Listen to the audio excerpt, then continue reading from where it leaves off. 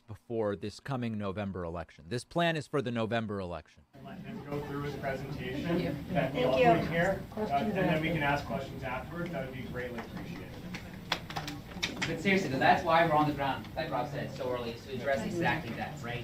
The Democrats, and I'm just going to go off script and probably not even follow it, so I'm just going to address themselves right away. So we are trying to recruit, truly, it's going to be an army, right? We are going to try to recruit lawyers. We're going to have more lawyers than have ever been recruited, because let's be honest, that's where it's going to be fought, right? We're going to have lawyers that work early to build relationships with different judges, so that when that happens, we're going to have lawyers that have relationships with the police chiefs in the different areas.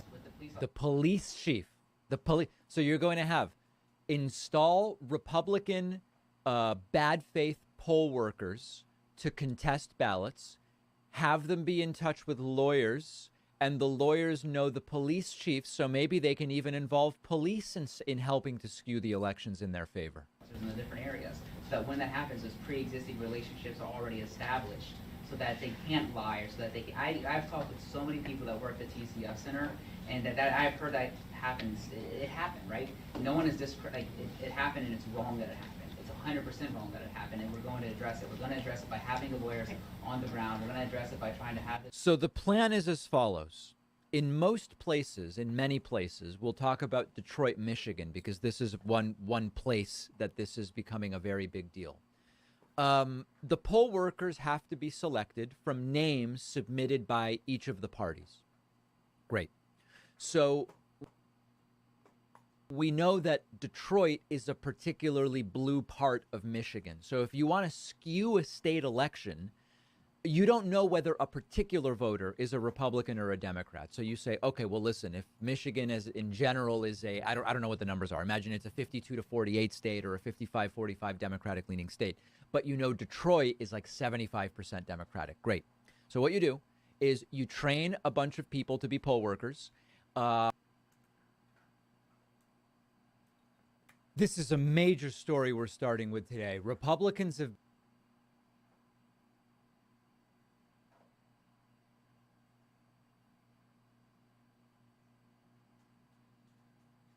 I'm not telling you who to vote for, but I had the privilege to meet Kelly just a few weeks ago because my superintendent invited her to our leadership with all the presbyters from the state.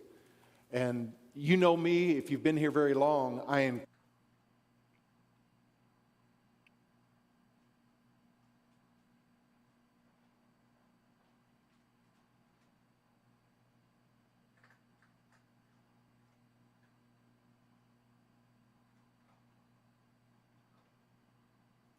I'm not telling you who to vote for, but I had the privilege to meet Kelly just a few weeks ago because my superintendent invited her to our leadership with all the presbyters from the state. And you know me, if you've been here very long, I encourage Christians to get involved in every area that they can, to be the light in the midst of the darkness. And so when I found out that Kelly was a believer in Jesus Christ, she's exactly what I'm praying for in our government.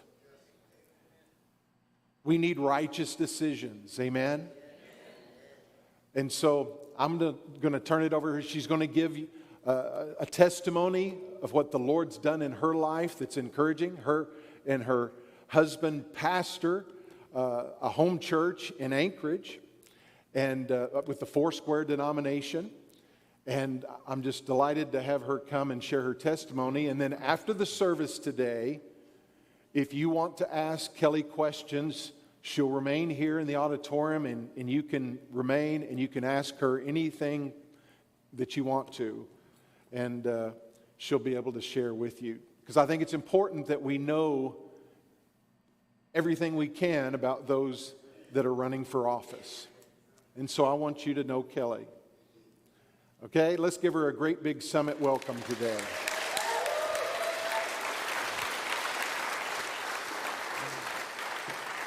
God bless you. Thank you. Thank you so much, Pastor Milt. And it's really an honor to be here with you today. I'm a little bit of a walker, so whoa, look at that. Hi. I find myself talking a lot lately, about things that are going to happen in 2022. I am completely uninterested in talking about that with you today, because there is somebody I am far more interested in talking about, and we just sing a lot about him. He is my favorite person, and I don't get to talk a lot about him when I'm talking about 2022, and I would love to tell you about him, because Pastor Mel asked me to talk to you about my testimony of Jesus Christ. And there's this great verse that says the testimony of Jesus is the spirit of prophecy. What that means is when I tell you a little bit about my story today, it actually has the power to do that in your life. I believe that because that's happened to me. So I'm going to tell you a little bit about my story. Pastor Mel asked me to tell you a little bit about my story in government, which is all culminating a little bit next year. Because I think about what he just said. He's encouraging you to get involved in things that actually affect your community, your state, and your nation, and that's a little bit of what my journey's been. So to start out, we've got to start with the good book. Sometimes you'll hear people say things like, there's supposed to be a separation between church and state. And what they mean by that is, we're not supposed to have talks like these. And stories like mine aren't supposed to happen. And what they're doing is they're taking a letter that Thomas Jefferson wrote in France back to some religious leaders in America, and they're taking it way out of context because they don't understand history. So really quickly, what happened is, if you haven't seen Hamilton, King George was a tyrant who did not like our religion in his country. So we got in a boat, and we came over here so we could do things like this.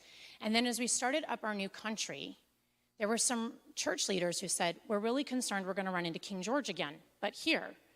And they wrote a letter to Thomas Jefferson over in France, and he said, you don't have to worry about it. We're going to keep the government out of here. Not we're going to keep all of us out of the government. And that line that Thomas Jefferson wrote in a letter is nowhere in any of our government documents. So if anyone ever throws that at you, say, not true. I heard that in church. And we also have it in the Bible because it's really important that we have a biblical worldview. There's a lot of our leaders right now who are following from the front, which means they get into leadership positions and then they don't know what to do. So they look back at social media and take their cues. We want to be leaders, and we need to have a solid truth about where to go. So I look for that from the truth maker. Here are some government leaders that we can look at. Joseph, the first one. Daniel, David, Esther, Paul. Shall we go on? Shadrach, Meshach, Abednego. We could go on and on and on. There are many people, and one of my favorite is Nehemiah. If you haven't read the book, please. They're all leaders in government who are faith-based leaders. You have solid evidence that God intended this. He intended for you to do this. But this isn't your plan, and that's what I want to talk to you about. I want to talk to you about God, and I want to talk to you about you, using a little bit of my story. Some of you today, and I just had this on my heart, especially with what worship was talking about, you're thinking this wasn't the plan, right? A little bit of your life has gone a little bit detoured. You're not living the circumstance you were intending to live. You're looking at anything on the television right now that's called news, and you don't like what you see. This wasn't the plan. And I want to just confirm for you that you are exactly in the center of God's plan. He doesn't sleep. He doesn't make mistakes. And he didn't wake up one day and go, oh, I lost track of Kelly. What happened to her life? My story is I didn't live out the plan. Basically, even what I'm doing now wasn't the plan. But I don't think for a second that it wasn't in the plan. It just wasn't my idea of what I wanted to do with my life. But when I look back, I go, oh my goodness, it's so obvious that this was the plan. I don't think it was Joseph's plan to get thrown in a pit, sold as a slave, end up in prison. But when you read the story, wasn't it the plan? Do you see what I'm saying? You are not outside of God's plan. What you do with it, how you respond to it, is your job. Time, talent, treasure. is what you have in your response. So I'll tell you some quick stories. My parents moved here in the 70s. They were looking for more opportunity. Dad had served in Vietnam. He was trained as an electrician. He picked up a job as a maintenance guy at the Anchorage Telephone Utility, for those of you who remember it before it became ACS.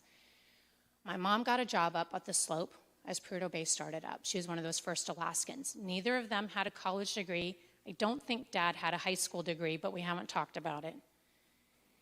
And all of this was amazing in changing our family story because my parents had fallen on hard times. It wasn't the plan, but they ended up homeless out at Rush and Jack Spring Park, living under a tarp for several months. Thank God for that slope job because it helped them fight into the middle class. They got a little starter home out here on Lucille Street. That was my first home. I'm a Valley girl. And then eventually they moved into Anchorage and gave me a normal, lower to middle class, fighting into the middle class childhood. And then I end up going to college. And then I end up going to law school because it was that or McDonald's with my college degree. And then 9/11 happened. And after 9/11, there weren't jobs for lawyers. And so my husband ends up, fortunately, picking up a position at a law firm in D.C. My one condition after we got married was I don't want to be on the East Coast and I don't want to live in a city. Guess where I wanted to go? Home. It wasn't the plan. But I fortunately got a position working in the Department of Justice in what we would call an anti-swamp office. There's these little offices in federal agencies that hold the government accountable. Audits, investigations, shrinking government, cutting costs, arresting government insiders who do bad things. I loved it. I'm going to speed up the story to just tell you it wasn't the plan. That's not what I wanted to be when I grow up. There's no little girl who says, you know what I want to be when I grow up? A federal government bureaucrat. Right? Ask any fifth grader. They never bring that piece of paper home with a little girl drawn behind a desk. Not my dream. But you know what I saw happen? One day, my coworker, a non-believer, comes in my office sobbing. It's 9 a.m. Her loved one, who she lives with, rushed to the hospital, and she just got the call. They're going to die that day. She doesn't even have time to go say goodbye. Well, at this point, and Pastor Milton knows this story, I had been raised Methodist. There's God and Jesus, and we don't talk about the other guy. And so it wasn't until I met my husband who knew about the other part of our faith that I had grown in things of the Holy Spirit, like learning how to pray for healing. So at this point in my spiritual development, I knew about those things, and I said, there is something we can do. I can pray for healing for your loved one. And so in my work office, I close the door and I pray for healing for her loved one, and guess what happens? Miraculously healed. And the loved one lives. Yes. Right. Another story. For years, I worked with this guy of another faith who were friends when we work, but then all the time he keeps peppering me aggressively about Christianity. Like all of these hard questions, you know, that people of other religions who don't like our religion say, and I just patiently answer them. And if I can't answer them, I say, I'll have to get back to you, I don't know the answer. But we have these, you know, conversations over lunch or otherwise. This goes on for a couple years, and then finally he says, you know, I'm so glad to have these conversations with you. I've been curious about Christianity for years. I don't think my religion's right. And I've always wanted to know more about Christianity because I think it's right. But nobody has been willing to answer my questions. They only get defensive. So thank you for spending these last couple years answering all my questions. Do you have a book I can read? Right? So I started a Bible study at work because you're allowed to do that in the government, thanks to Bill Clinton. I started a Bible study at work called How to Read the Bible, a Bible study for non-Christians. So it's safe for people to come who have those kind of questions. And he was the first member. I said, invite anybody you know who wants to ask these questions. And so they came. Then there's this one. One day I'm walking through this particular agency is the CIA.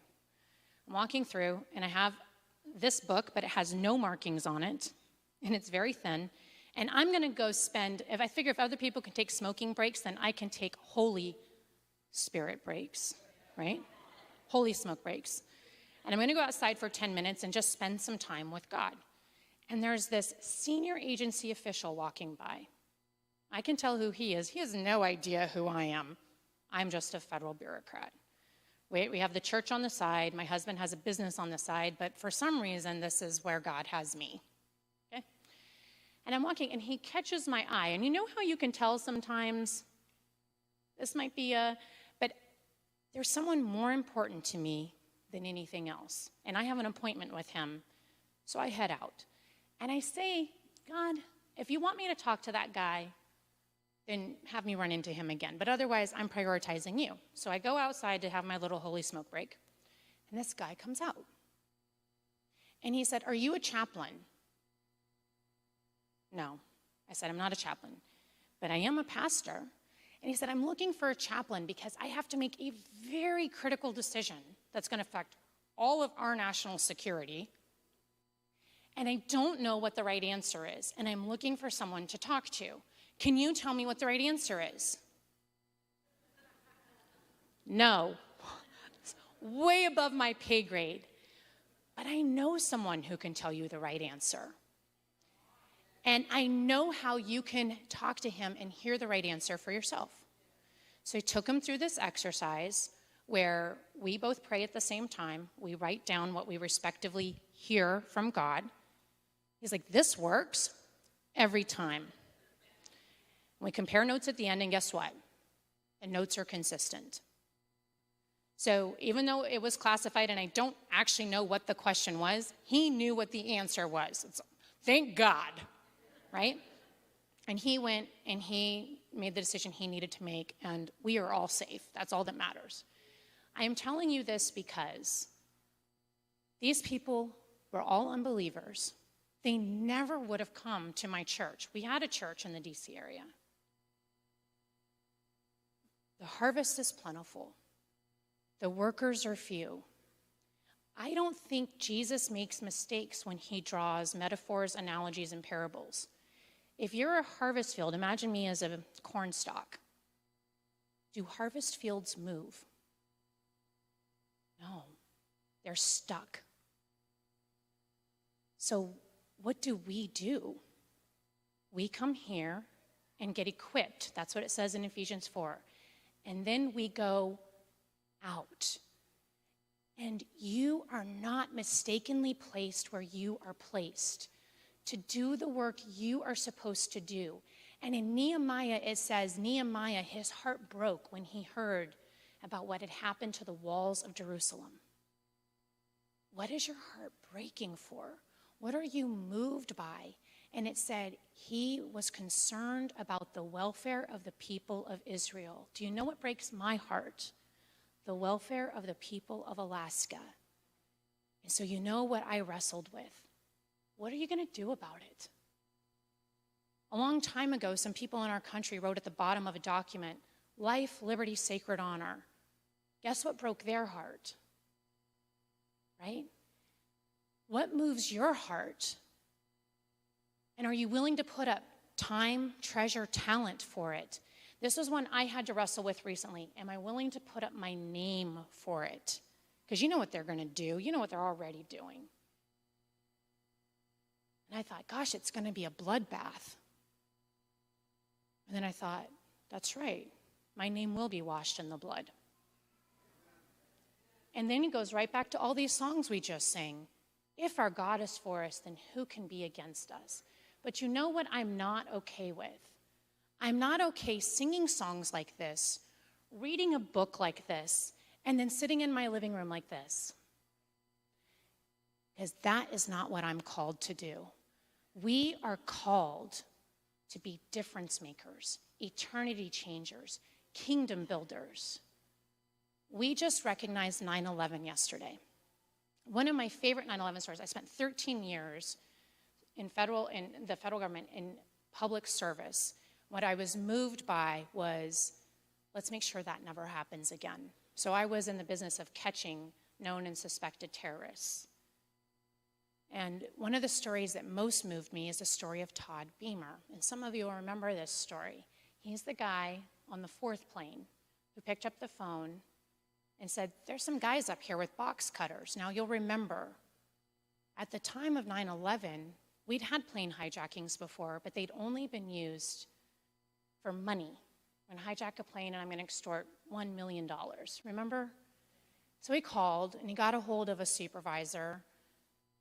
There's the guys with box cutters. What are you going to do? And she said, Todd, your plane's going down. The other 3 have already gone down. We don't know where your plane's headed, but this is your last day. Pause. Did God make a mistake with Todd Beamer? No. You were placed for such a time as this. Todd was on that plane on purpose, and he said, okay. He asked to be patched through to his wife, so she heard the whole thing. He's a Christian. He got some guys in the back. They said Psalm 23 together. They said the Lord's Prayer. And then he said, let's roll. They charged the terrorists. We heard it all in the black box. The terrorists tried to shake them off balance because we saw what the plane did, and the plane crashed in a Pennsylvania field. We know from the 9/11 Commission that that plane was headed for the Capitol or the White House. Imagine what they did just by taking an action. Fear is contagious. It is a contagion. The commandment most repeated in the Bible is, do not fear. If we were to flip it, it would say, be fearless. And then what Jesus does the most with his disciples is just training them in, have faith.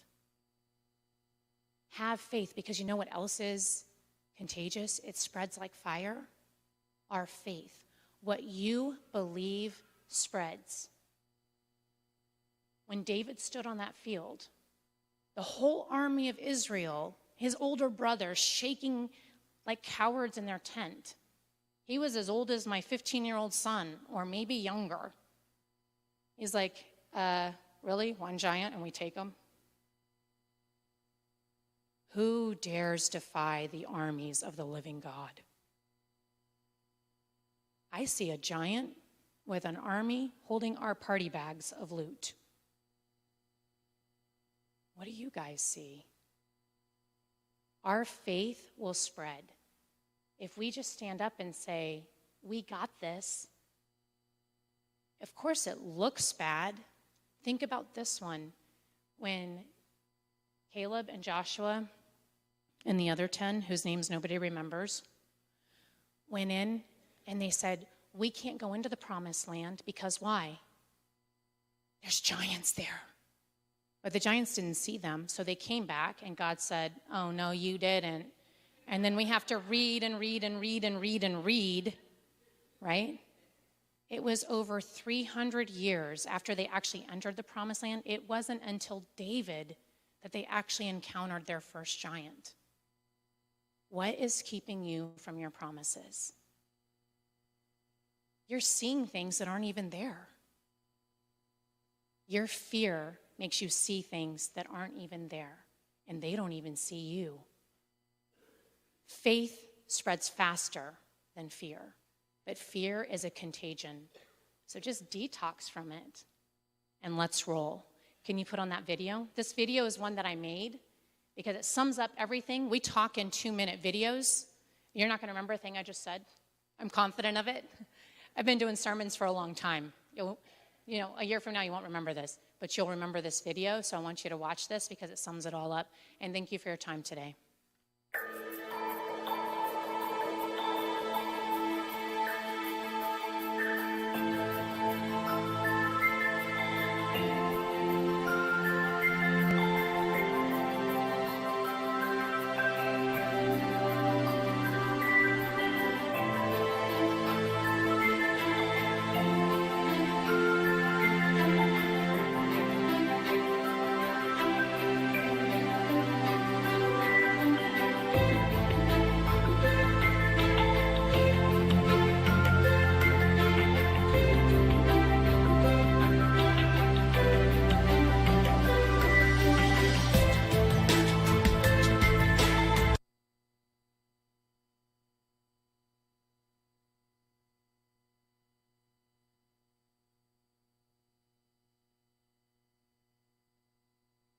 What is going on, guys? What is going on, guys?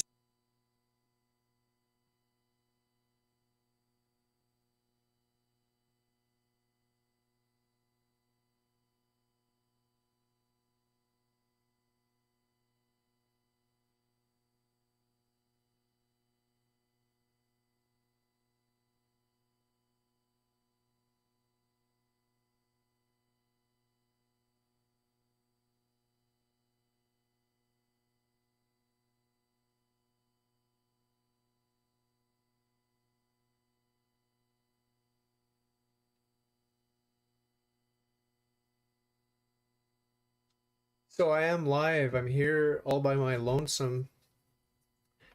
And we're going to see if anyone shows up. It's supposed to be a group chat between myself, Aiden Lisney, and Nicola Krisick. So we'll see. I'll share the link right in the chat. Does this work? Right in the live chat. So we'll see. It's like herding cats trying to get these people together, because I don't think the time zone thing is a big issue, but it's just schedules, getting the schedules to match up. But it is 9 p.m. They both said they're in. I know what it's like on a weekday evening. Things happen. So they may or may not show up. We'll see. Right now, I'll just chit-chat to kill the time. I'm excited. I'm very excited to be working on the archives. The archives of CVS. I've got some pre-recorded audio-only episodes. I think you've seen on my website. I've published some of them. I'm working on Kieran part 2. So maybe I'll show you. How can I do this? How can I do this?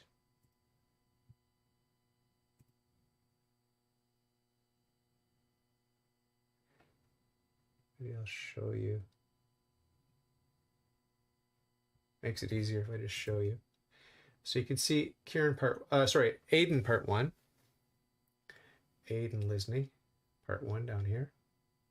What up, Cameron? Yeah, I was actually, I was just messing around with the bot. I would call in if he was live. I don't think he's live. Lo and behold. This is just a video. Hey! If you know somebody that's live, Speak of the devil, I was just talking about you. We're actually live already. No way. Who's joining? Who's in? Nicola. Oh, that's awesome. Supposed to be, but do you check your emails regularly, or? Yeah, I did. Did you get my most recent email? I guess you did, because it has a link in it, right? Yeah. It just said group chat, click link. But yeah, I'm actually get to working on. I want to do some WWE stuff. Actually, I got to do a match for this weekend, so I might as well get that going. I think I'm probably done coding for the night. I was gonna code till 1. I got a little bit distracted with the bot, but that's okay. I needed to get some stuff going, and I'm gonna be working on this all day tomorrow from, probably like a good 10-hour crazy proper programming day. So I'm actually gonna wrap this up for now. Let's see. I want to save my work. I want to close this. All right, but Cameron, we got big things popping, little things stopping. Look, I got to add some points to myself. Pocketlocker86. I got to give myself a fat stack real quick. Don't worry, I delete my points. I don't keep them. But I go see, I can go redeem married bachelors.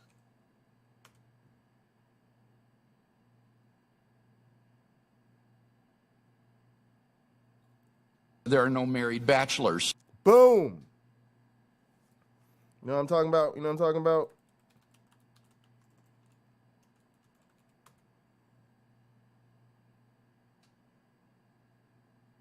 We have a powerful cumulative case. Boom.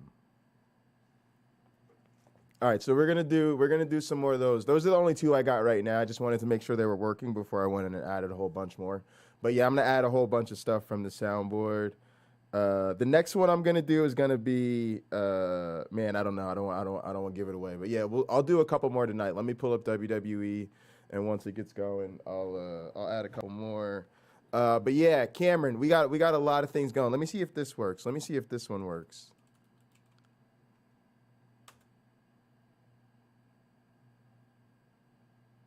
Give it to me, give it to me, give it to me, give it to me. Nope, didn't recognize it. Nope, maybe not.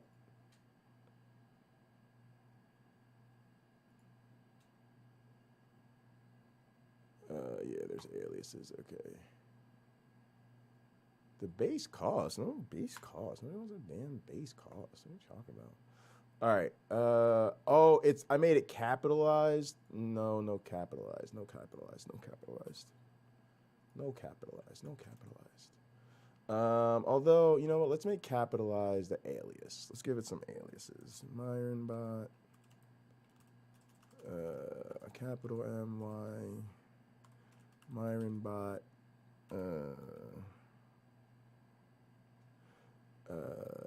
And then you can also do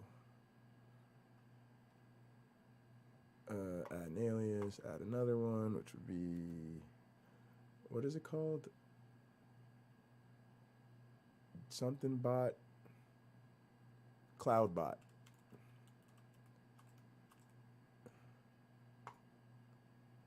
All right.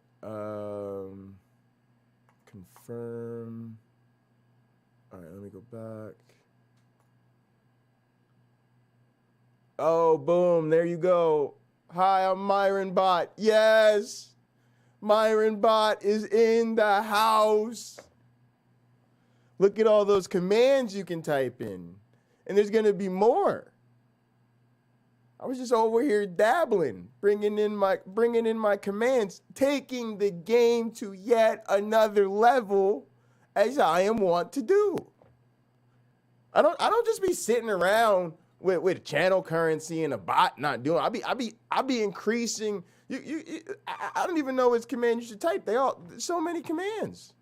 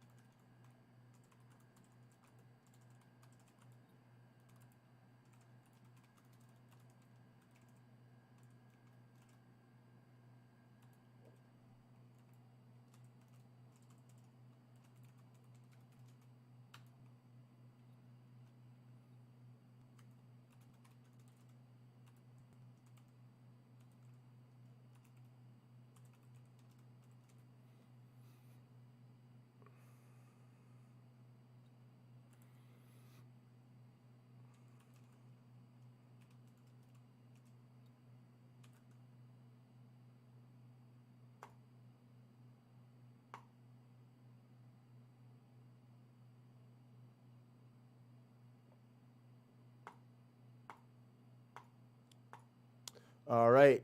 So just working through some stuff. Appreciate y'all. Let's have some fun. Let's beat up on some theists. All right. Let's see what we got over here. All right. Let's do some stuff. Let's do some stuff. Some nerve.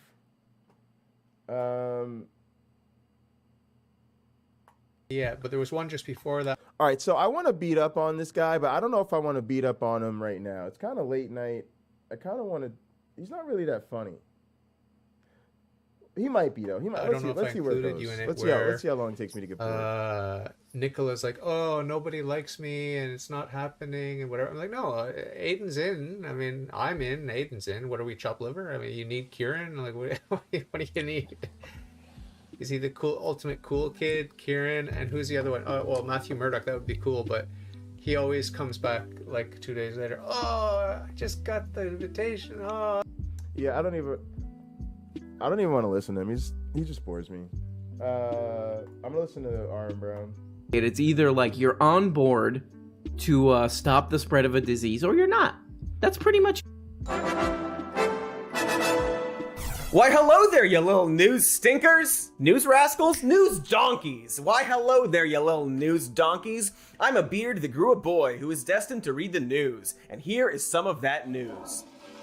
Today, it is the beard's will that I tell you all about the biggest global crisis none of us are tweeting about enough. And before you ask, no, tweeting more will not solve it. We've tried. We've all tried! The thing in question is water, and how we're running out of it. Yeah, you. Right now. And me. We're the we in the we're running out of water. Also, Warmbo is here, and there's a hose running into... Warmbo! I should actually probably check on him. Hold on. Wait a second. Hey, Warmbo, buddy, is everything...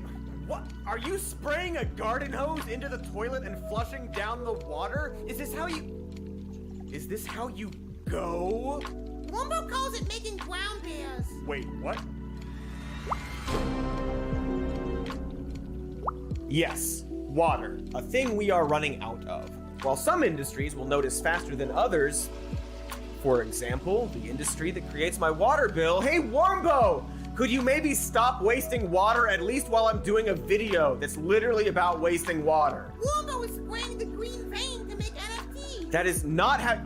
Green vein? Jesus. God. Okay. Cody, remember what Dr. Zweig told you about breathing.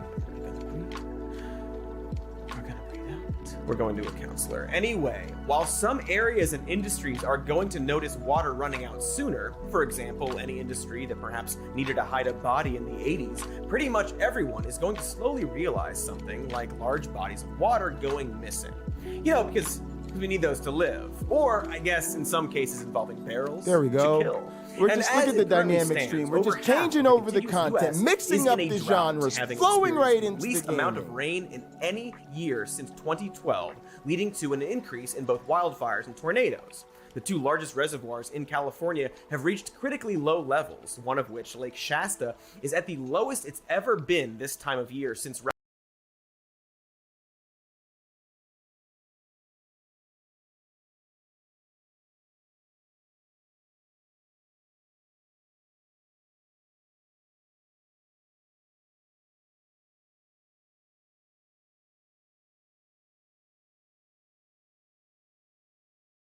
and the worst drought in 1,200 years have gotten so bad in the western United States that some towns are choosing to halt development and construction altogether. They're not building any new homes or businesses because there isn't enough water to support them. And that seems scary.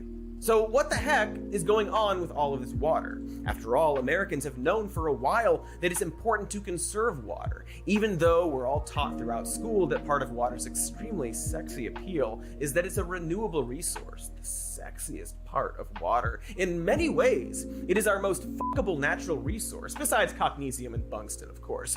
We're reminded to do things like shut off the water in the sink while we're brushing our teeth, and to break up your really big brown bears with an old potato masher instead of flushing the toilet multiple times. And that's when you're not in places like California and Texas, which regularly experience long periods of drought, resulting in more strict conservation practices, such as prohibiting activities like washing your car or watering your lawn, and suggesting that you fill your hot tub with champagne instead of the garden hose during the hot summer months. Christ, Warmbo, just please! Stop flushing the toilet like Lorraine Bracco and Goodfellas and come listen to me for a second. Warmbo! Okay, but this better be worth Wombo's time. His fear of missing out on NFTs is costing Wombo millions. I really wouldn't worry about that, but I'll move as fast as I can. Go sit in your little beanbag. Woo! Okay, the point is, we grow up learning both that water is renewable and that we're each responsible for limiting our individual water waste so that it can be renewed for many hot tub seasons to come. But neither of those things are completely true. Water is only renewable if we leave enough water to be renewed, and we're not doing that. Since the 60s, we've seen both a stark increase in water consumption while simultaneously a stark decrease in water levels. If you think of it like a bank account that gains interest, we're simply withdrawing way more than we're gaining. And while it is important to hold ourselves responsible for conserving water, there's very little an average John Q. citizen, the phrase, not the Denzel Washington movie, can do that will have any meaningful effect. And I guess that leads us to the very obvious question.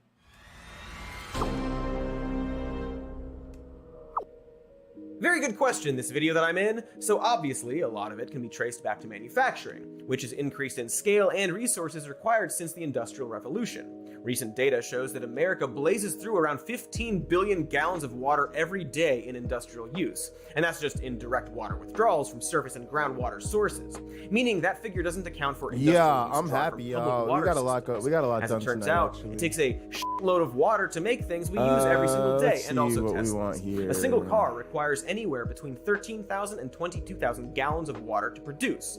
Some estimates say well over that. A humble My Hero Academia cotton t-shirt needs 659 gallons of water to make it to Hot Topic shelves, not to mention those snazzy matching shoes, which take over 2,000 gallons. And finally, 2,636 gallons for a pair of jeans. So the next time you're driving around in a 93 VW Fox listening to Nirvana, wearing a Nirvana shirt and a pair of Chucks and torn jeans, the amount of water your coolness requires is probably more than that swimming pool on the Nevermind cover. Not that it's your fault. After all, you were born cool, you can't help it. Manufacturing tends to get the most attention because it hoards a huge number of valuable resources, while the entire responsibility of conserving water is seemingly passed on to private citizens. It doesn't matter how many times I wash my imaginary Tesla this summer if it costs 20,000 times the amount of water to make one. That ledger is simply never going to get balanced, and it's absurd to scold individuals into I think I might go back to like a classic women's if we don't hold championship. manufacturers to a similar standard. I definitely don't want a It's divas like putting a leak championship. the size of a mouse's anus. I almost want to give them a men's who's, championship. let's say Stuart but nah, I like in the a women's boat champion that is one. already sinking. But in actuality, industrial water withdrawals account for just 5% of total water withdrawals in the United States. Meanwhile, thermoelectric power withdrawals amount for 49%. In other words, about half of the water used in the entire country is devoted to generating the electricity required for me to play Minecraft. And a bunch of other things too, such as powering cities and hospitals, but mostly, primarily, that first thing I said. It's weird. We don't just take 2 buckets of water and pour them next to each other in a 1x3 hole and get infinite water. It seems so simple. That's a Minecraft joke for all my mineheads out there. So what of the rest of the water? Well, an entire shitload of water gets soaked up by agriculture. In a 2015 report by the USDA, agriculture accounted for 42% of freshwater withdrawal in the US. Yeah, what happened to the worldwide, classic agriculture is hands down the biggest literal drain on so freshwater nice resources, too. accounting for 70% of water use.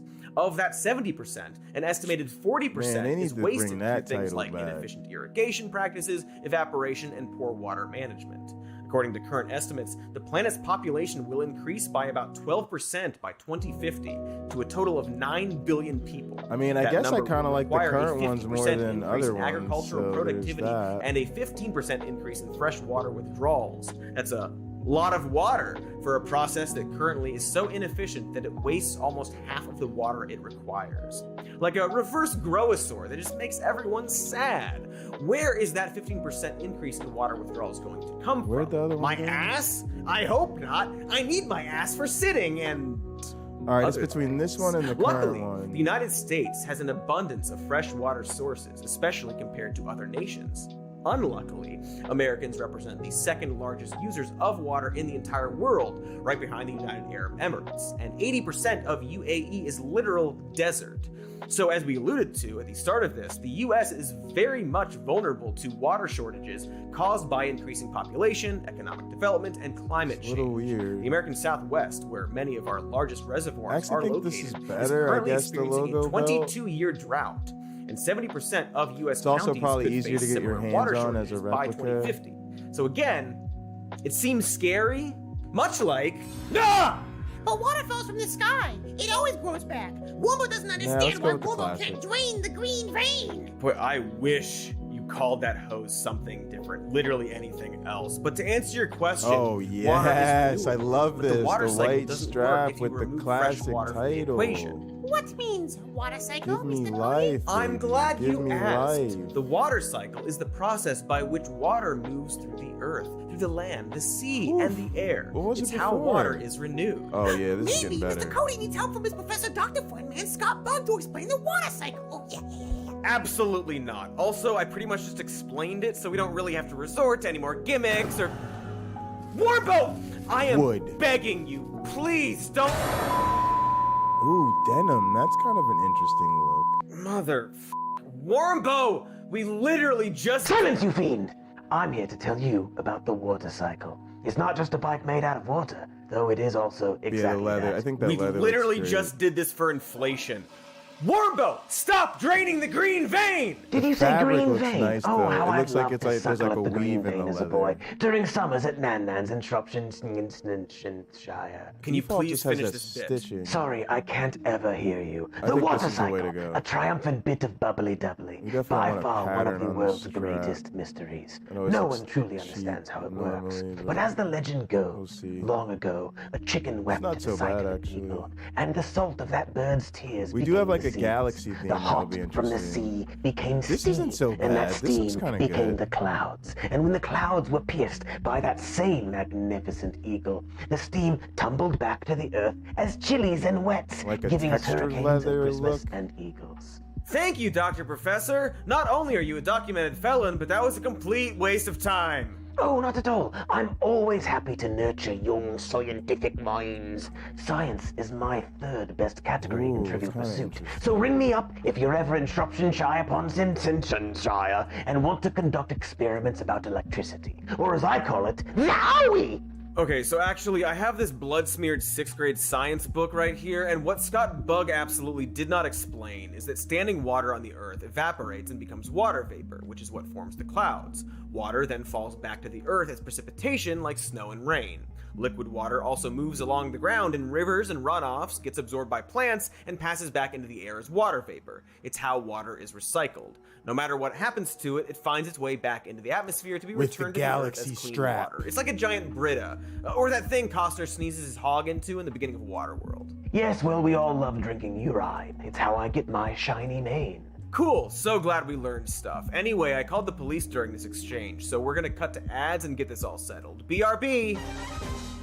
Hello, Thirstos. It's your Thirst King, Cody Thirst King Johnston, the man of 1,000 thirsts. I'm always drinking stuff, suckling liquids from rags, sticking my head in horse troughs, and comically gulping. You could say that I Kind of sure know getting my wets. interesting, like a That's why I'm very totally interesting serious look about to AG1 this. by Athletic Greens, the category-leading superfood product that takes all your daily vitamins and supplements and puts them all into a single moist drink. Imagine a field of, like, Very interesting. healthy stuff. Now imagine that field flooding and then being mashed up by a forest giant, and you drinking that delicious mash. And it is delicious.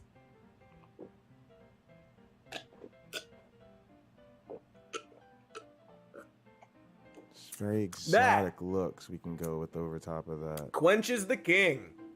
This king of thirst, that. just one of your human scoops of Colored AG1. texture. Contains 75 vitamins, minerals, and whole food sourced ingredients in one convenient daily serving. Drink it in the morning, the non-morning, or whenever you are a thirsty person, and you'll never have to worry about getting your vitamins for the day. It supports all the food lifestyles, like vegan, and paleo, and keto, and thirstos, like Cody, and only has 1 gram of sugar, so try it today. And to make it easy, Athletic Greens is going to give you an immune-supporting, free 1-year supply of vitamin D and 5 free travel packs with your first purchase. If you visit athleticgreens.com/more-news today, again, Beautiful simply strap. visit athleticgreens.com/more-news to take control of your health and make the Thirst King, which is myself, Cody, proud. Hey, welcome back from those ads. The cops never actually came, but they did shoot 16 dogs near my house, and the sounds were enough to spook Scott Bug away because he has priors. So we should be good, except that's still happening in my bathroom. Anywho, we were spending a gratuitous amount of time talking about the water cycle. In addition to reminding us how water is naturally cleaned and recycled, the water cycle also emphasizes water's importance as the building block of every form of life, regardless of the biome in which it exists. We have found life at extreme colds and heats and pressures, as well as life that doesn't even get energy from the sun, but rather from chemosynthesis via hydrothermal vents, which is quite possibly how life began. But in all of those places, there's always water. It brings life to places where the sun never touches. The one constant everywhere life is found is always water. Life literally cannot exist without it, as far as we know. And it worked perfectly well for eons, immeasurable amounts of time, not only here on Earth, but throughout the observable solar system. There is quite possibly a warm ocean deep underneath the ice sheet covering Europa, as well as a cryovolcano on Enceladus, and possibly also on Titan. Just recently, evidence of cryovolcanoes was discovered on Pluto. What I'm getting at is, water is fundamental to existence and is present everywhere in the known universe. So it seems important that we make it, like free. Like some kind of natural right that we ensure everyone here has access to. Also, there's probably some other similar things we should do the same with. Other stuff we put into our bodies on a regular basis in order to survive. Usually comes from the ground. Sometimes, but not always, comes in a tube form. We put in our mouths, gets you super high when you smoke it. But the problem we're beginning to experience now is that the current landscape of manufacturing and agriculture, along with the effects of climate change, are wreaking havoc on the water cycle. We're depleting water more rapidly than it is being replenished, and we're polluting the shit out of it in the process at just a totally bitchin' rate of speed. We're blowing the doors off this piece of shit. Planet Earth. That seems rude. We're depriving entire regions of the world from having access to clean water, which is a direct threat to the continued existence of life on this planet. Because, as I feel like I've made clear, water is the one thing every living being on Earth needs to survive. And while it seems a little Schoolhouse Rocky for me to explain the water cycle to a puppet, the general process of the water cycle bears repeating, because we've been taking it for granted pretty much for the entirety of modern history, at least in America. Amazingly, this extremely important and very real resource is being depleted extremely fast in the name of currency we put imaginary value on. Kinda like someone spraying a hose into the toilet to make internet bucks. Wombo can't hear you over the sound of Wombo's millions. So on that note, let's talk about all of the ways the United States has put water, that thing we need to survive, somehow below money and profit. A thing we made up, which I can't stress enough is absolutely unreal when you think about it for even a moment. There it goes. Wow, unreality. Oh. First of all, the United States doesn't require corporations to disclose how much water they're using in manufacturing, or really any industry like data centers and energy. That seems bad, right? Feels like something we should be keeping track of. Luckily, the SEC is proposing new rules that would require companies to disclose their contributions and risks to climate change. In one proposed example, registrants that are heavily reliant on water for their operations could face regulatory restrictions on water use, increased expenses related to the acquisition and purchase of alternative sources of water, or curtailment of its operations due to a reduced water supply that diminishes its earning capacity. The proposal also states that companies operating in regions of high water stress would be required to disclose how much water they are withdrawing from those regions. In other words, the SEC wants to make it a requirement for companies, particularly those in energy, manufacturing, and agriculture, to start revealing exactly how much water they are using. Any company using too much could be hit with restrictions, higher prices, and suspensions of operations if water supplies run too low. That's not bad, but it also sounds like rules that should have already been in place, and it will also probably be tough to implement. As we all know, corporations are infamous for immediately bowing to vital new environmental regulations after doing literally whatever they want for 100 years. They definitely won't, complain to their buddies in Congress about having to actually start keeping track of how many millions of gallons it takes to produce beef for McDonald's or rinse the dye out of a stack of dungarees. You know how Joe Manchin keeps swatting clean energy legislation away from the fossil fuel industry like Hakeem Olajuwon? A reference I definitely understand because he has huge financial ties to coal. Like a gigantic petroleum mascot, let's say the Michelin Man, suddenly guarding the rim of progress like he's really gunning for that MVP trophy. A trophy that the basketball player I mentioned got one of, I'm told.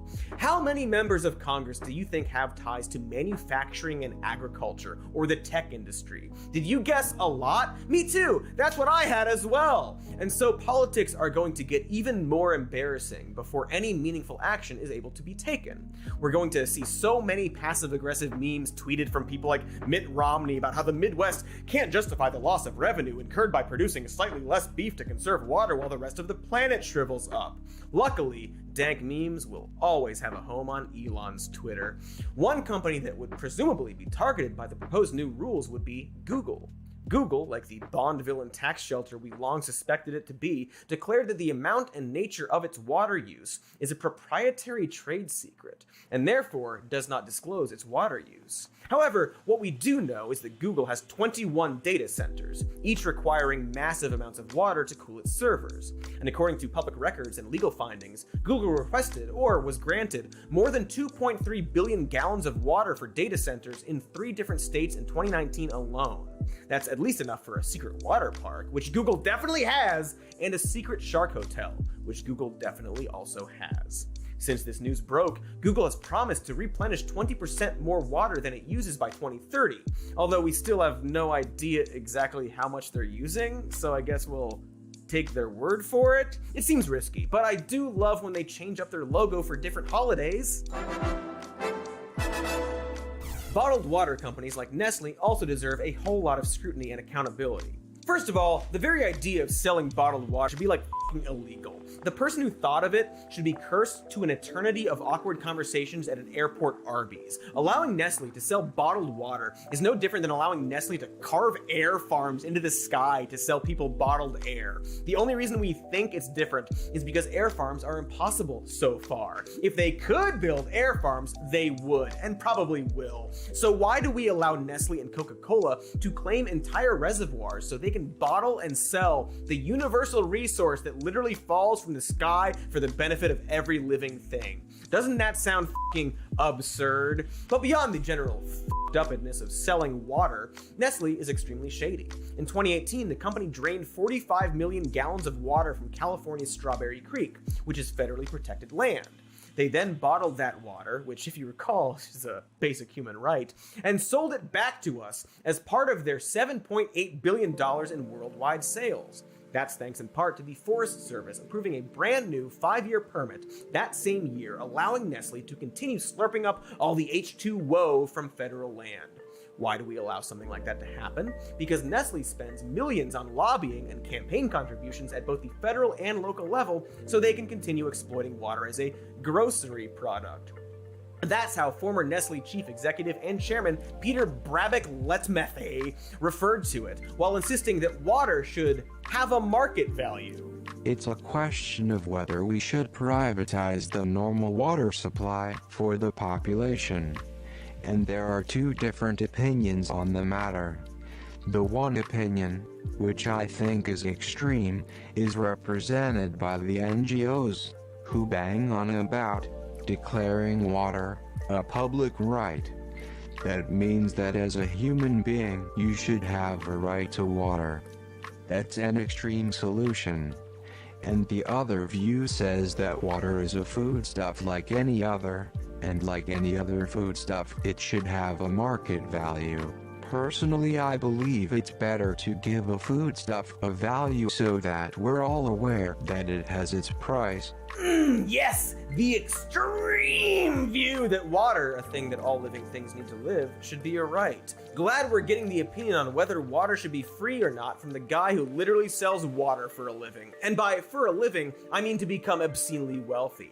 Incidentally, Brabeck-Letmathe also believes that the planet will run out of water before it runs out of oil, and that the solution is to allow water to be privatized. You know, so we can sell it. Did I mention he was also on the board of ExxonMobil? And while Nestle's new 5-year permit to continue siphoning water from Strawberry Creek requires a 3-year study to determine the company's impact on the watershed, that study is being conducted by Nestle, and the results of the test will not be made public. Critics have expressed concern that Nestle will lie its bottled ass off about the test results because they've literally done it before, as in a scientist hired by Nestle got busted for inventing favorable test results during a court case in 2003. The state of California is currently suing Nestle to stop them from siphoning millions of gallons of water from the San Bernardino forest amid the drought. Nestle has also bought cocoa from and given technical and financial resources to farms in Africa using enslaved children as workers, but that's unrelated. Apparently. If you can't tell from the tone of my voice, that fact is absolutely related. Nestle is criming its way through our water because it is a company that does crimes, notably terrible crimes. Nestle was successfully sued for its role in abetting child slavery, but the ruling was overturned by the Supreme Court. If we can't even hold them accountable for actual child slavery, getting them to stop depleting our water for the sake of the continued existence of life on Earth seems about as likely as Marvel releasing John Candy into the Candyverse, which is a script I know they've read because I keep mailing it to them and they haven't said stop. Sadly, Nestle is far from the only reservoir vampire. Vampire? I don't think that's gonna work.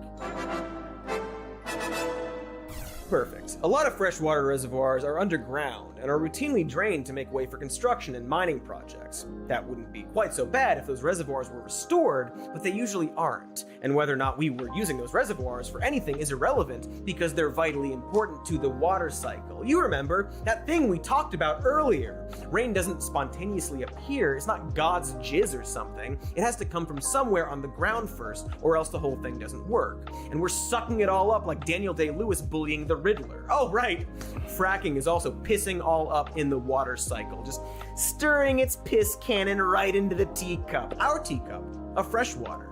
Fracking, or hydraulic fracturing, is a mining process that involves drilling into the earth and directing a high-pressure mixture of water, sand, and chemicals at a rock layer in order to release the gas and/or petroleum inside. Fracking, on average, can take between 1.5 million and 9.7 million gallons of water to frack a single well.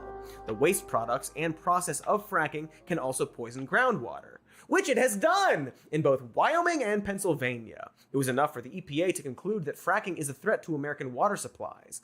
But maintaining clean water supplies are a threat to fracking profits, so there's simply nothing we can do, apparently.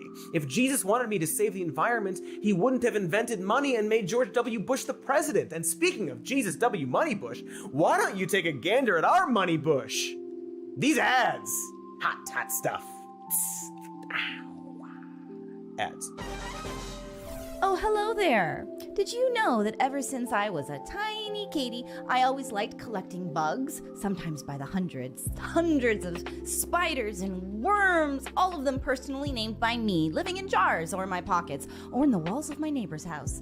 These days, though, I just play Best Fiends. It's one of those match 3 mobile puzzle games where you collect little creatures as you battle cartoon slugs, but also it's for adults and not for kids.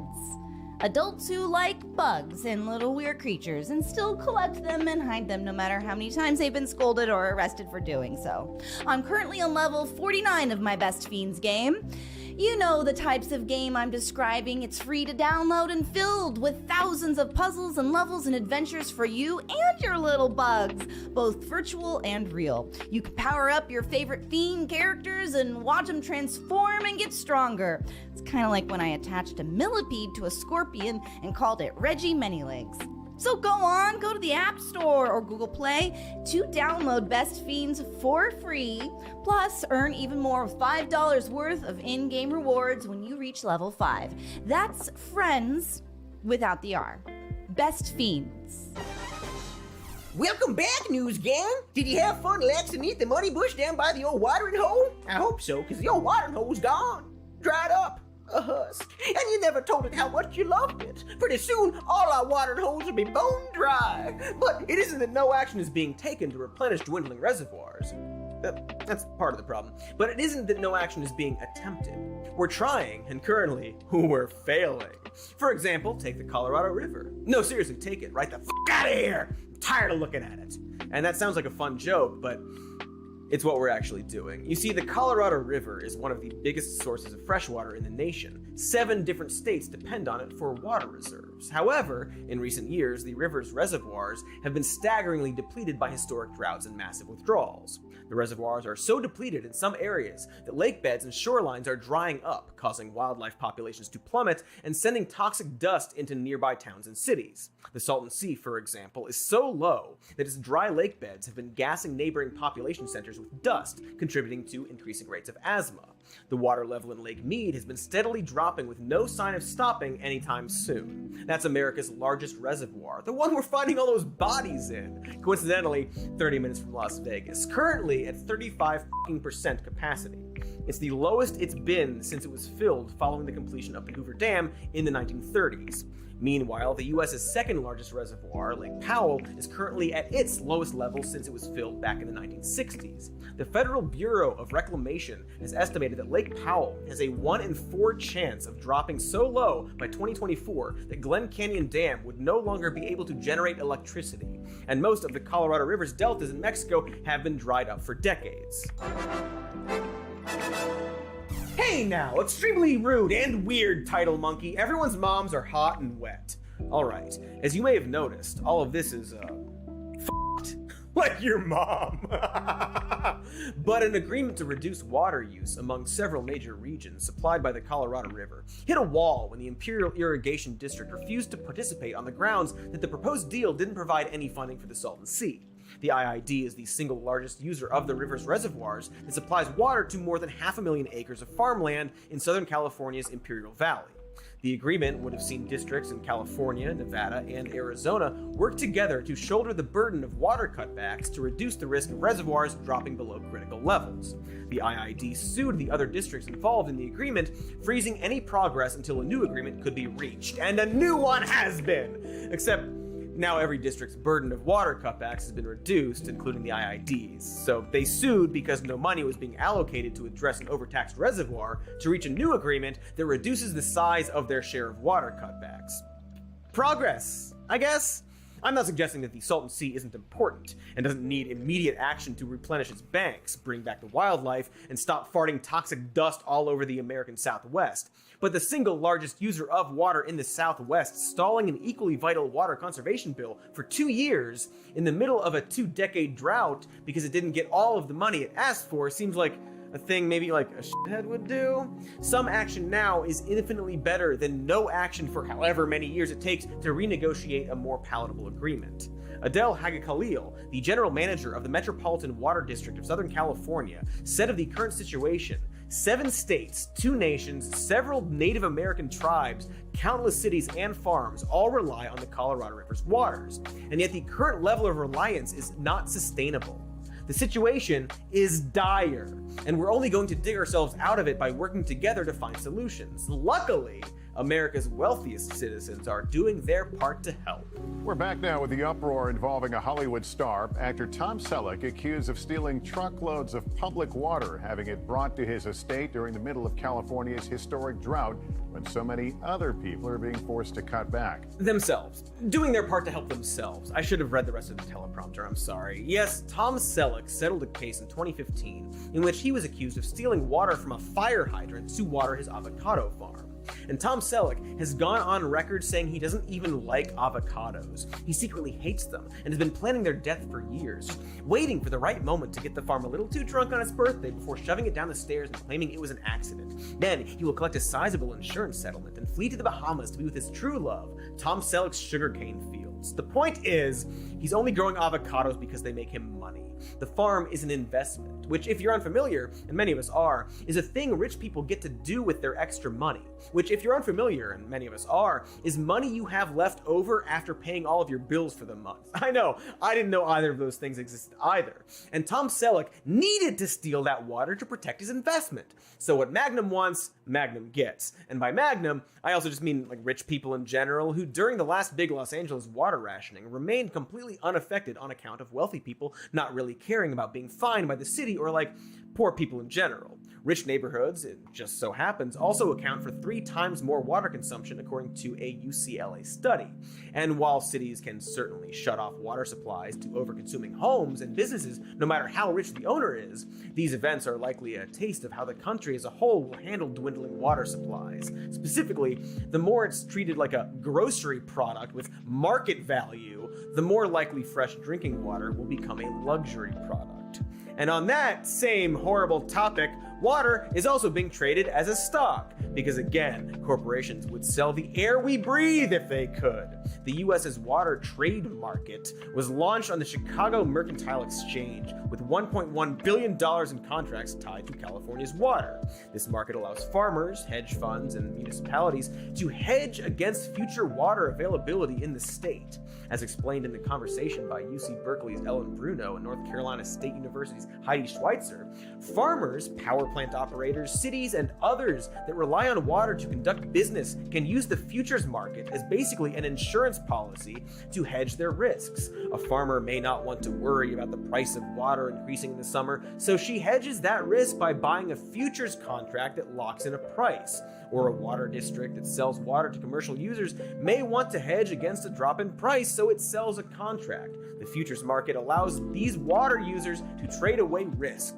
In other words, we're so aware of the fact that we're running out of water that we have taken action to ensure that corporations which depend on water can safeguard their profits by guaranteeing prices for them. You know, instead of safeguarding the actual water. You're betting against the continued availability of water, paying money to gamble on a Mad Max future in a scenario where the Mad Max future is how you win.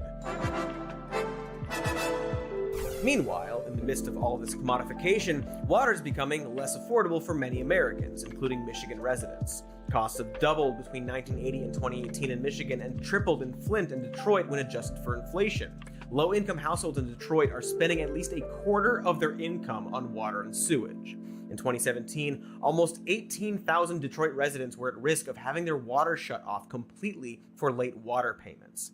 Officials have since placed a moratorium on water shutoffs, but it isn't like municipalities in Michigan have the best track record when it comes to clean water access for its citizens. Do you remember Flint? In response to an ongoing financial crisis triggered by the closing of several General Motors manufacturing plants in the 80s and 90s, Michigan Governor Rick Snyder appointed a series of emergency city managers to help run Flint in 2011. And one of the first things these notably unelected officials did was switch the city's water supply from the Detroit Water and Sewerage Department to the Flint River in 2014 to save money. Now, I know what you're thinking. Can you just switch your water supply from an actual reservoir to a regular-ass river without poisoning the f***ing shit out of hundreds of thousands of people? And the answer is no. No, you can't. It turns out the water from the Flint River was loaded with dangerous levels of lead and bacteria. A test of the water showed levels of lead high enough to exceed the EPA's criteria for hazardous waste. Not meet the criteria, exceed the criteria. Word number one, poison. When people complained, the emergency city managers heroically did absolutely nothing. They first issued 2 different statements advising residents to boil their tap water before using it to remove dangerous bacteria. Twice, they said just boil it twice. Of course, the supply was eventually switched back to the DWSD, but not before an absolutely epic tale of corruption and denial that we don't have to get into right now. And when a new governor and the federal government finally intervened and the EPA finally determined Flint's water was safe to drink in June of 2016, over 2 years after the switch to the Flint River and nearly 1 year after switching back, more than a dozen state and local officials were indicted on charges including obstruction of justice and involuntary manslaughter. Did you catch that word? Manslaughter. The poisoned river water exposed roughly 100,000 people to dangerous levels of lead and caused an outbreak of Legionnaire disease that killed at least 12 residents in Genesee County, where Flint is located.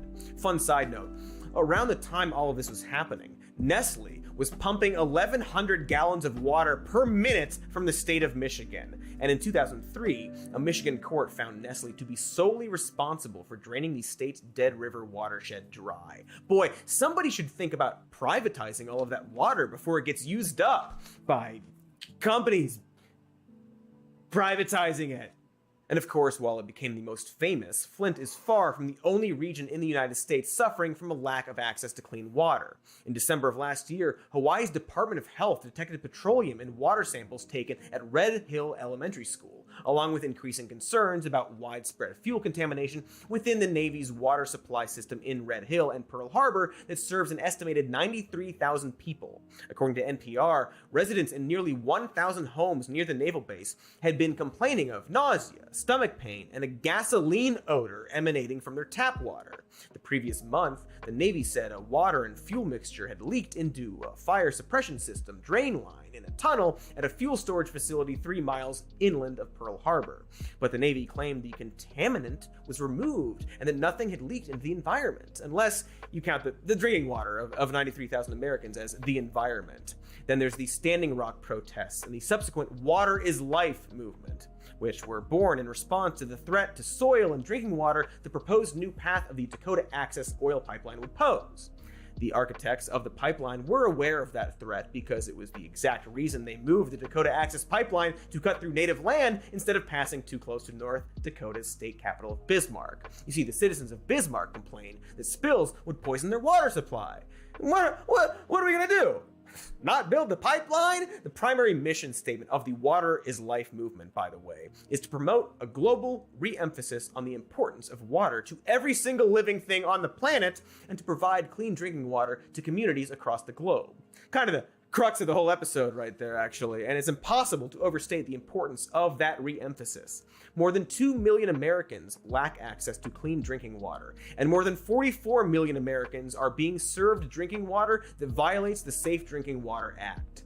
America can't even provide safe drinking water to areas that aren't in the middle of an historic drought. Not when money is at stake, beautiful, silky money, which passes no judgment on you or I for the things we do to obtain it. We're also just kind of careless about how we treat water and people's access to it. We take it for granted and treat it with all the gravitas and concern of, you know, how's the NFT coming, buddy? Oh, Mr. Cody is still here? Thanks for listening, Warmbo. Yeehaw. See? Total waste of time. Of course, lest you think this is a uniquely American problem, let me calm those weirdly specific fears by assuring you that it is definitely not. As I'm pretty sure I've mentioned a few times, the entire world is running out of water. We're spilling that shit like a cart full of Legos getting dragged back inside Target by a loss prevention specialist. It isn't just localized to the land of Matt's Gates and Marjorie's Taylor Greene, who believe the climate is a server you can abuse until Earth management appears to comp this drought. There are a number of extreme water crises and shortages around the world. Currently, 17 countries are facing extreme water stress, and those 17 countries hold approximately 1/4 of the world's population. In those 17 countries, industry, agriculture, and municipalities are using up 80% of the water supply. And 12 of those countries are located in the Middle East and North Africa, areas where rainfall is already critically low, and is projected to be reduced by as much as 60% in the near future as the effects of climate change worsen. It is so bad, the president of the global nonprofit research organization World Resources Institute referred to water stress as the biggest underreported crisis currently facing the planet, the consequences of which are extreme. Water scarcity has been cited as a contributing factor in the ongoing Syrian civil war. I'm sorry I can't fully go into all of those other deeply apocalyptic situations because I'm far too busy explaining the deeply apocalyptic situation here in the States, but I assure you, they're all part of the same big apocalypse. Also, do you really want this video to be 3 hours long? Don't answer that! Don't ever answer that.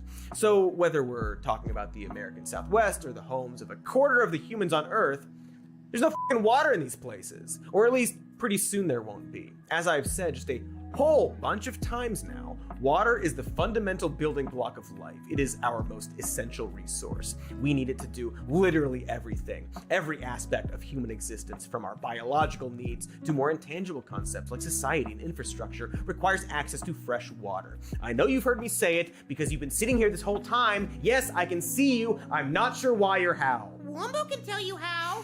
Warmbo, seriously, have you heard anything I've been talking about for the past... I've been talking for how long? Time is a web, silly goat, and Wombo is the spider.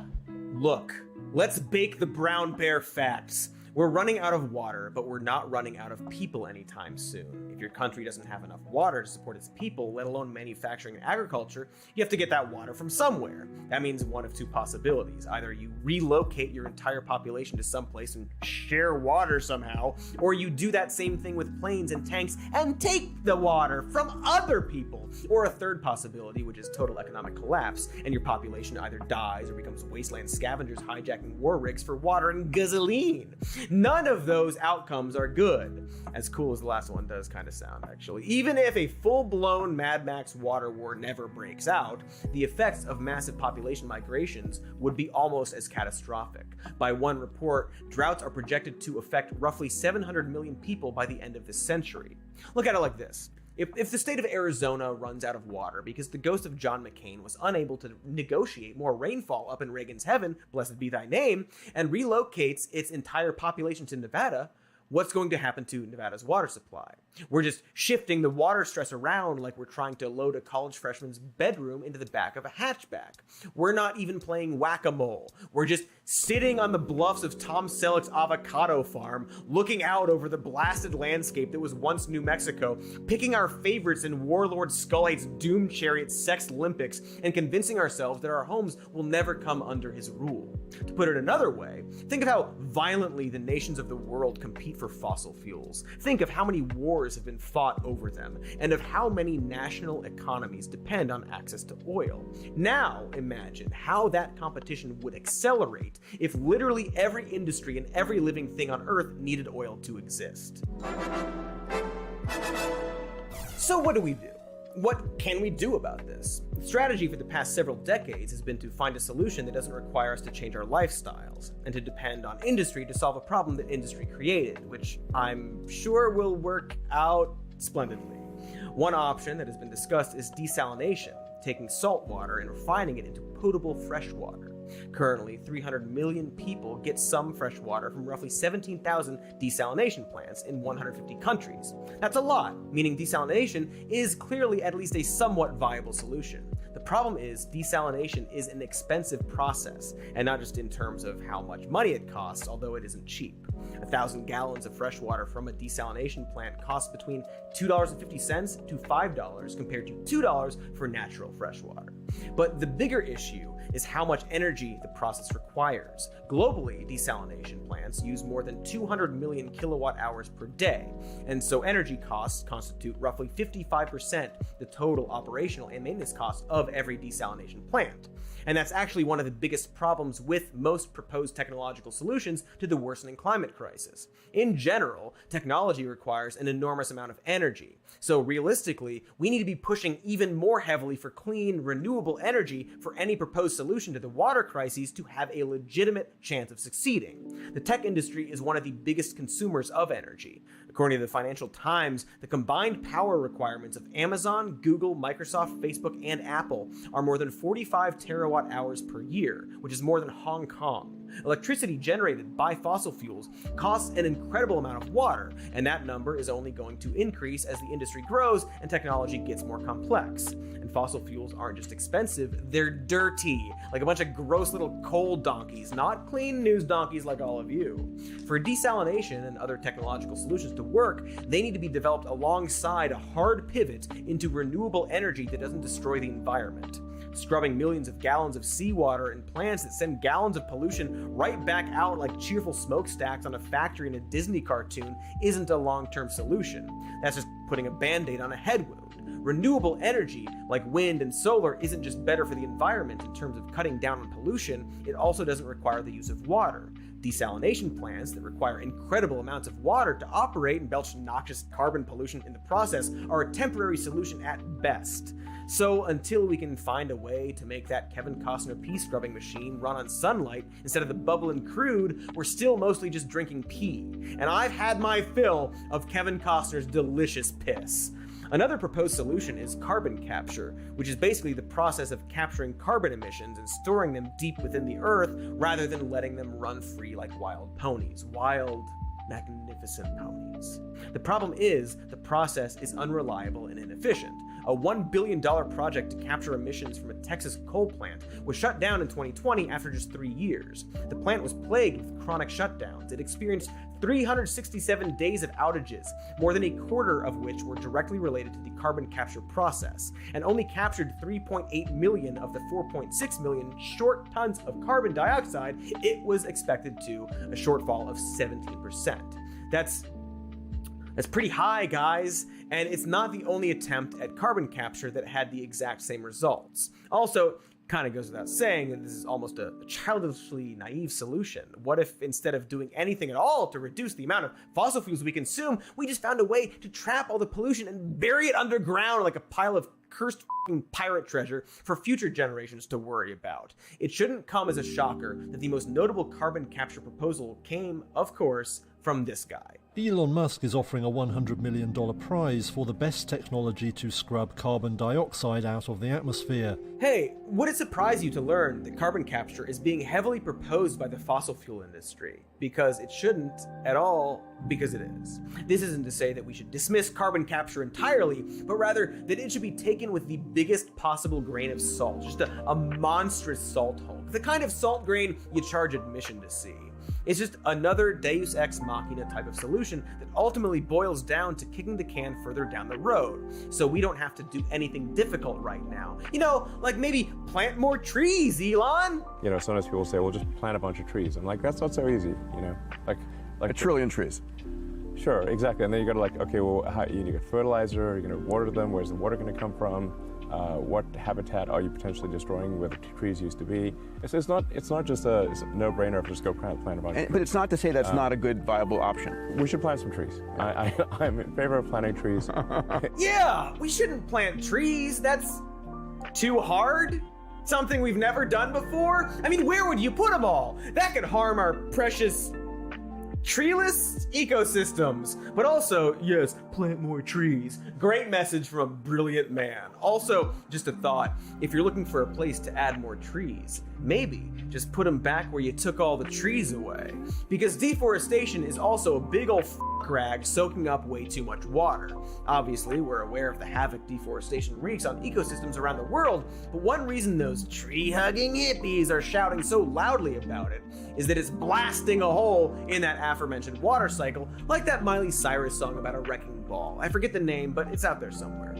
Remember earlier in the show when a dangerous weirdo rambled some fairy tale words about the water cycle, and then I had to explain that plants return groundwater to the atmosphere as water vapor, which is an extremely important step in the process that makes water a renewable resource?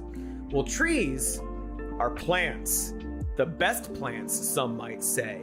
They help regulate precipitation and evaporation as their branches and roots can store and release water vapor, which controls rainfall.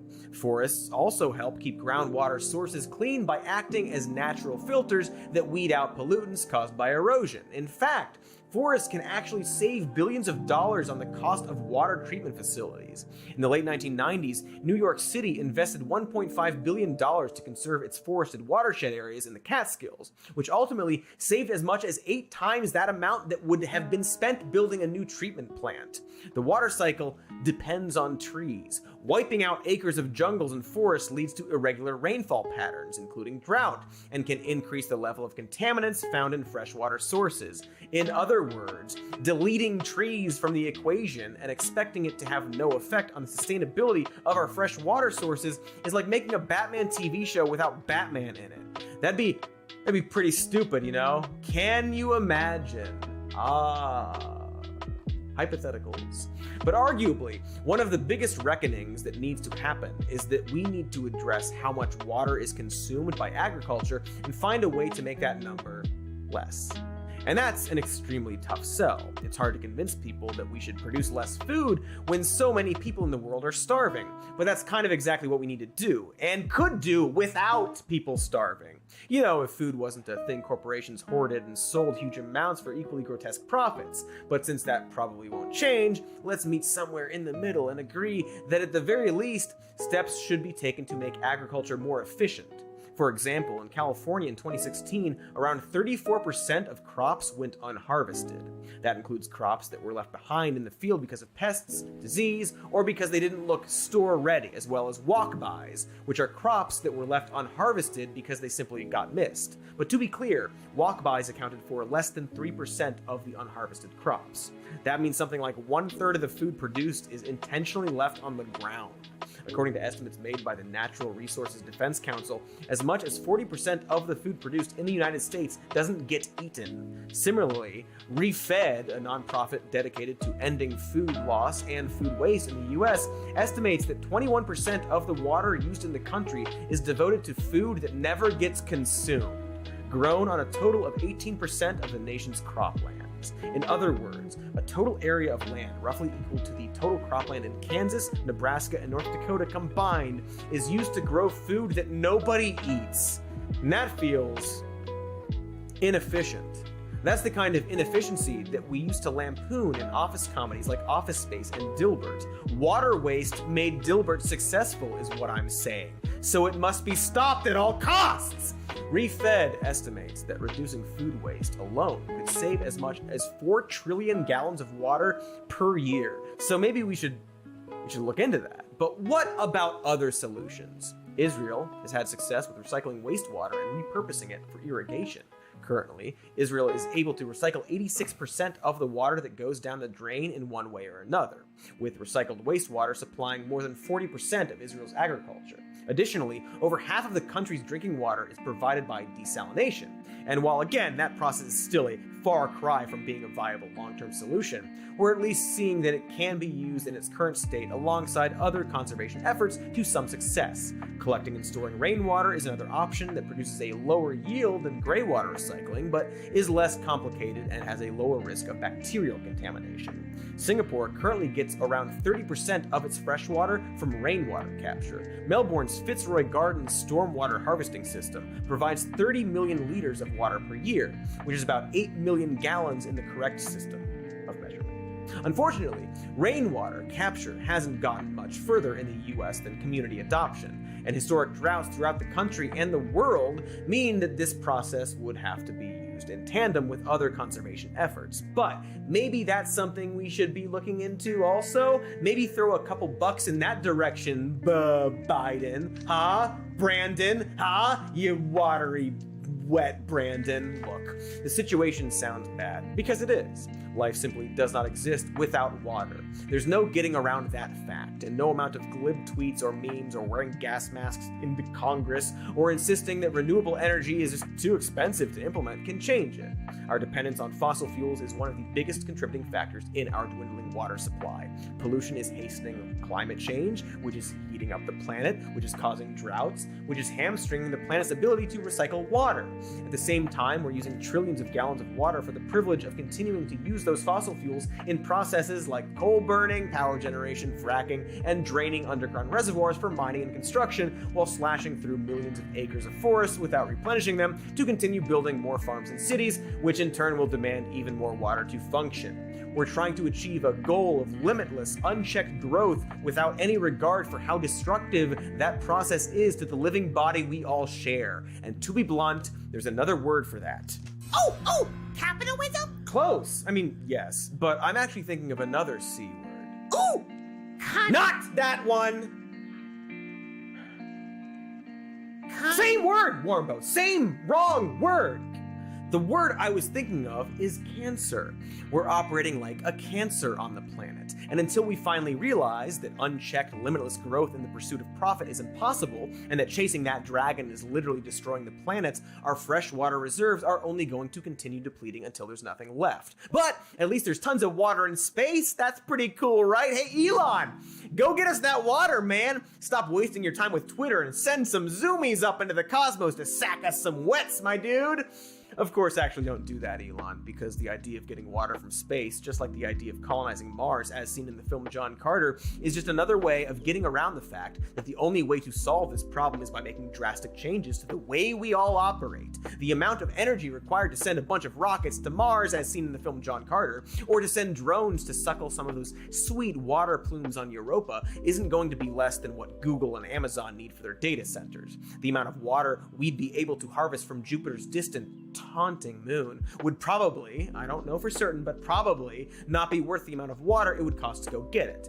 At least not until we start building rockets that run on clean burning rocket fuel. So going to space is basically the same as carbon capture, a solution that involves dumping precious resources into pursuing a fantastical and potentially impossible goal so we can avoid doing anything to correct the behavior that caused the problem in the first place. And that's kind of the point of all of this. When you look at the exciting space-age solutions, you slowly realize that they're all very far off, which isn't to say we can't pursue them, but rather that we need practical solutions right now. And unfortunately, those practical right now solutions are far less exciting and involve a lot of hard work and collective sacrifice from our governments and industries. But that's still better than the sacrifice individuals will have to make if we don't do anything. Going all the way back to comparing water supplies to money in a bank, While there's a lot of appeal in wild investments and big bets, the actual way to prepare for the future is to simply be responsible with the resources we have. So instead of trying to make his own NFT, Wombo should just accept that all of his apes gone and buy less apes in the future? I think, Warmbo, that the answer is to make your NFTs out of something other than the precious life-giving resource this planet needs to survive.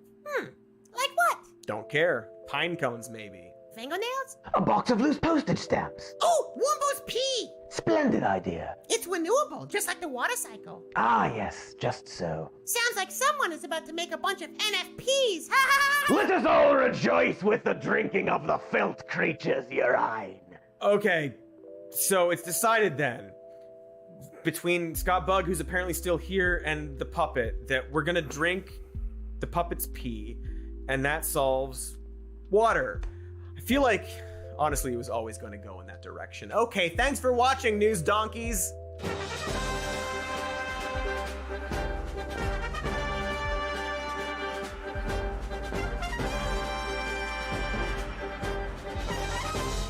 You will drink your pee first. Yay! That's right. Yay. Oh, hello. I'm just sitting here enjoying a tall glass of filtered puppet piss. Thanks for watching. Make sure to like and subscribe and leave a comment. There's a bell notification, I think, involved in YouTube these days, so do that as well. We've got a podcast called Even More News, and this show as a podcast, if you don't want to see it. So check that out, and our patreon.com/somemorenews for exciting content. Furthermore, merch store with stuff on it for wearing. I must drink more of the filtered pee. I think there are parasites in this, and that's why I'm talking like that. All weird, but we'll see. I don't know. Must more pee. Must more pee. Must more pee. I'm out of pee. I'm out of pee!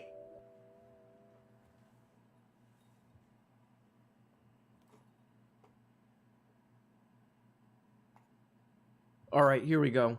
Are we going to waste time? No.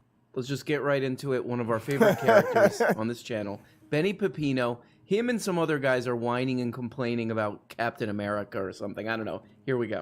So it's not just the areas of the White House or the media or corporate America or even the law where the left feels its oats, they feel ascendant, but the backlash is coming. It's in the area of culture. They're going way, way too far in the culture. So, for example, Marvel, for some ungodly reason, for some reason that no one can comprehend, decided that it would be a wonderful idea to have Ta-Nehisi Coates write Captain America comics. This makes no sense at all. Captain America's character is a character who was frozen in the 1940s, and then reanimated years and... Wait, we gotta back up a little bit here. Hold on. In the 1940s, and then reanimate. Okay, let's not eat lunch before we film our segments. Okay? Hey, here we go. Years and years later. He's supposed to be a refugee from 1940s America. Rah. That's why he's Captain America. Right? He's supposed to stand for all of the values of... Okay, so I think you kind of get the picture here. I would urge Ben Pepino to just do a quick Google search on the Jack Kirby. And by the way, anybody out there who's not a fan of Jack Kirby watching this, just unsubscribe, I guess, or whatever. But go ahead and search what's the first issue of Captain America. Just look at the cover. That's all I'm asking you to do. Okay? It's Captain America punching Hitler on the first one. Jack Kirby the Great.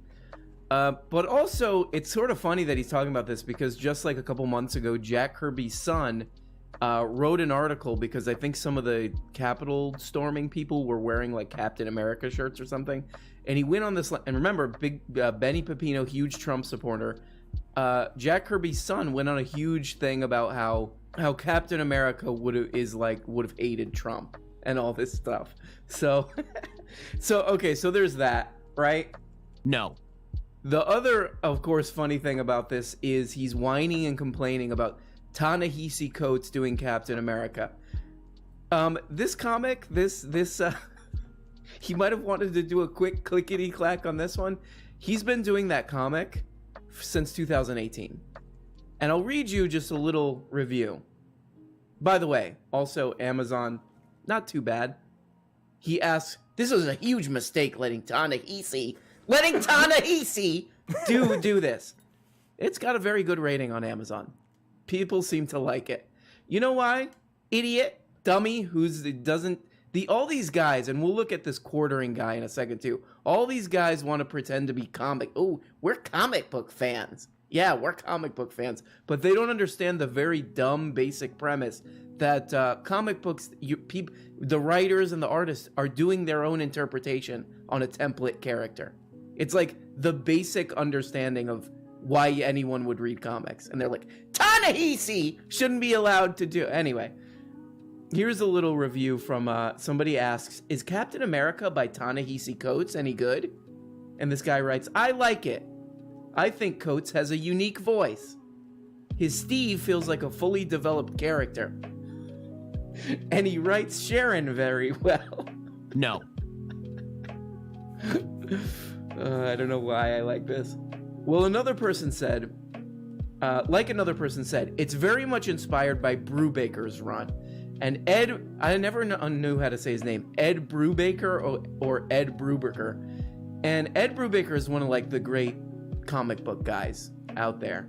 He's done a bunch of like darker stuff that's kind of interesting, but his Captain America is very good. And by the way, you might want to check out too, Ed Brubaker did a thing called Gotham Central, which was all like, it was Batman told from the perspective of the Gotham Police Department.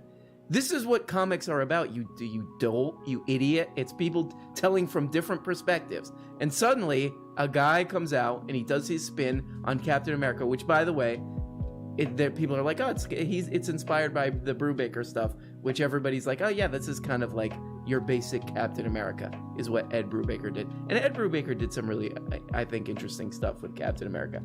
But he's like, Ta-Nehisi's gone too far. Ta-Nehisi. By the way, I'm just finding out about this because I'm too much of an idiot to click that the guy's been doing it for 3 years. Unbelievable. The level of stupidity on these guys.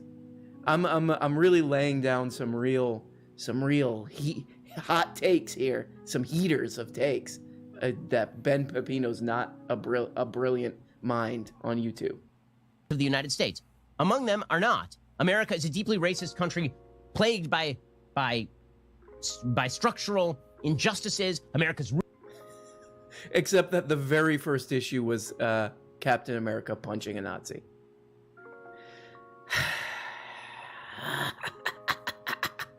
Ordinarily famous by talking about how terrible America is. He should write the Captain America comic. So on its face, this is an absurdity. It's like having Noam Chomsky. Wait, I thought what happened to the free market? What happened to the free market? People seem to like it. What is this? What do we got? 334 ratings, almost 5 stars on this Ta-Nehisi Captain America. I don't even 250,000 views in one day. So if this, it's so stupid that it feels like I'm like, hey, I'm gonna go argue with like the dude on the train who's just yelling. That's what I feel like when I do these debunks of this guy. No. But then I look and I'm like, oh, 250,000 views, huh? Okay, I guess I'll do a video on it. Okay, here we go. Now we get into the real meat of the thing. Really are. So Ta-Nehisi Coates put out, because Ben Pepino is like on Twitter too much or something. Here we go. This comic. The comic shows Red Skull recruiting people online. No. You know where this is going, don't you? Recruiting people online, Red Skull. Right. No. Who's a Nazi? No. And Red Skull, as a character, is a Nazi who had his face burned off, and he's now a mutant and all this. Okay, and here is the panel. It says the Red Skull. It is a picture of the Red Skull on a laptop, and it says 10 rules for life next to his face. Who do you think that's supposed to be? 10 rules for life. Could that possibly be Jordan Peterson? Just to reiterate the point, just to make sure that you know it's supposed to be Jordan Peterson, it then says in the corner, chaos and order. No, because of course, Jordan's books are all about leading finding order within the chaos So the idea is that Jordan is a Nazi. No. Hey, that's absurd on its face. It's absurd. It's slanderous. Honest to God, it's disgusting because Ta-Nehisi Coates is just a damned liar. So I know Jordan. I mean, my honest to God, like my just spontaneous view of Jordan Peterson is the first is like, why are we still talking about this guy? That's number one. I thought this was a fad that would last like a couple months in like 2016 or whatever, or 2015 really. Why are we? That would be my first thing. How is this guy still moving books on Amazon at the rate he is, and how has he remained to stay in the spotlight is almost kind of amazing. My personal thought of him, like watching his little arc and all that, is just that he's kind of a his little character development, a shameless grifting weirdo, a shameless grifting Canadian weirdo. That's like if I had to really gun to my head, like what's Jordan, that would be it. And kind of a YouTube grifter. I think he just follows the clicks. But just to take this a little bit seriously, if we look in the comments, somebody's like, this is how many we got. Okay, we got a couple illustrative comments here. Red Skull's latest bit of vile demagoguery. Quote, pet a cat when you encounter one on the street. So that's 319 upvotes. Take responsibility, clean your room, keep order in your life so you can be a positive functioning member of society. Red Skull. Oh, burn. 569 upvotes and 10 replies. And I actually, years and years ago, I worked with a guy who was a big fan of Jordan Peterson. I would hear this kind of stuff of he's just a self-help guy. It's a very weird thing because it's like, how about you do a couple more clicks on Jordan Peterson when you get into the race and IQ stuff?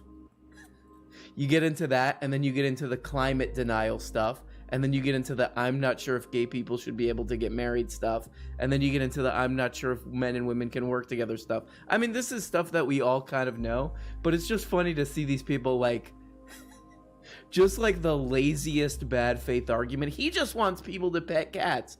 Yeah, what about all this other stuff? I don't know. No. He's my grandpa.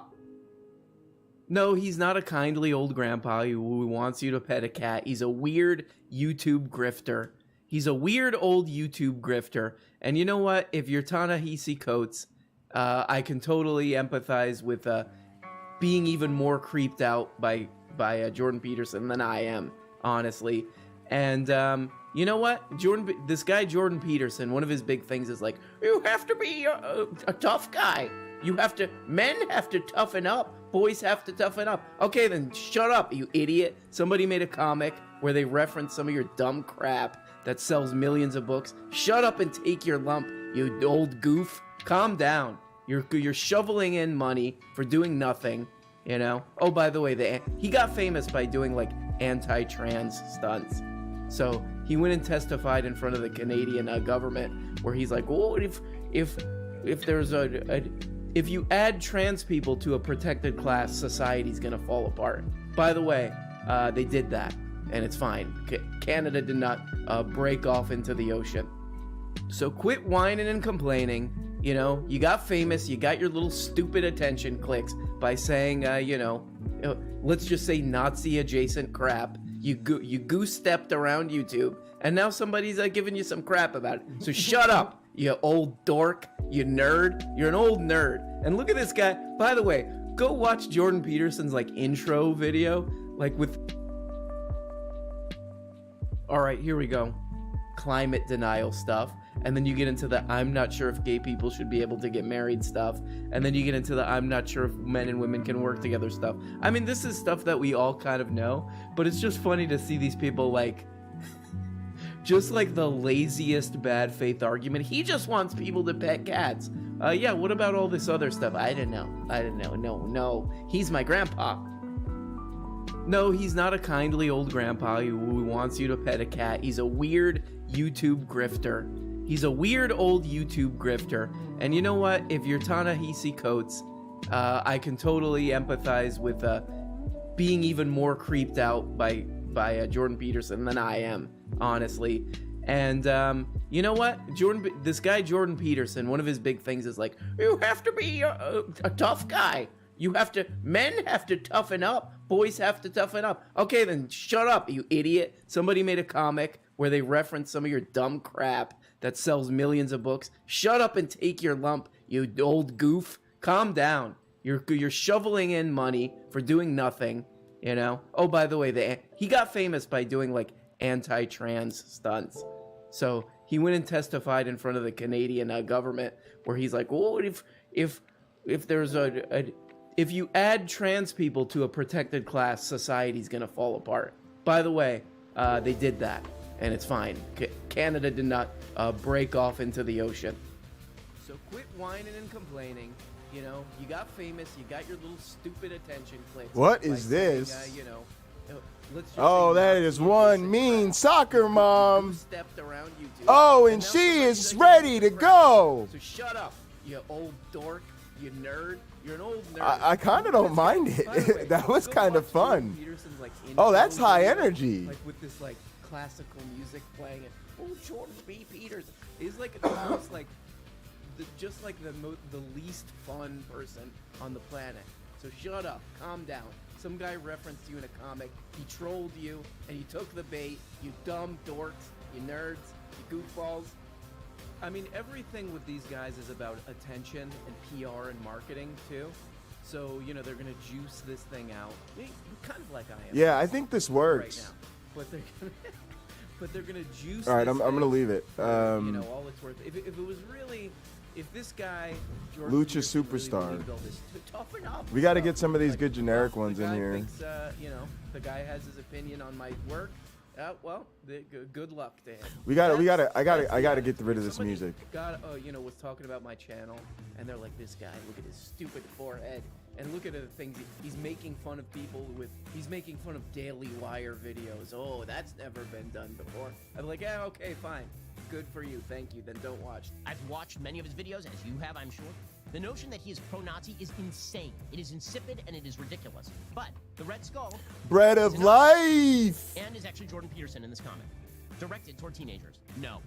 And then there's... All right, I love it. Let's get out of here. Let's do the regular motion. No.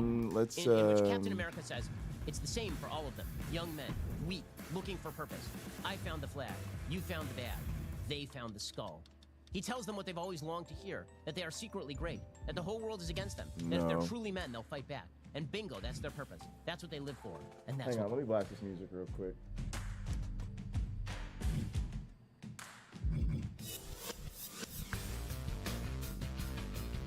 Nah, I need something real happy. Used to dream I'd have it all. Now it's mine, I won't let go. Used to dream I'd have it all. Now it's mine, I won't let go. In the dark, I feel it whole. Time has passed and now I grow. Used to dream I'd have it all. Now it's mine, I won't let go. Oh, this is perfect!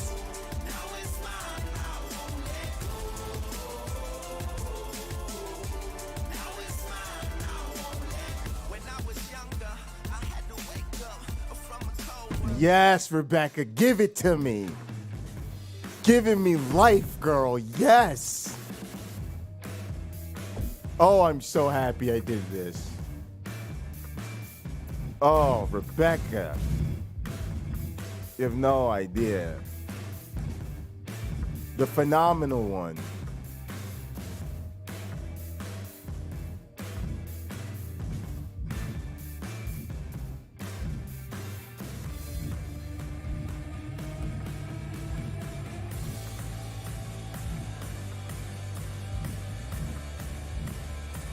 Yeah, I might give her the Arena movie. The Man.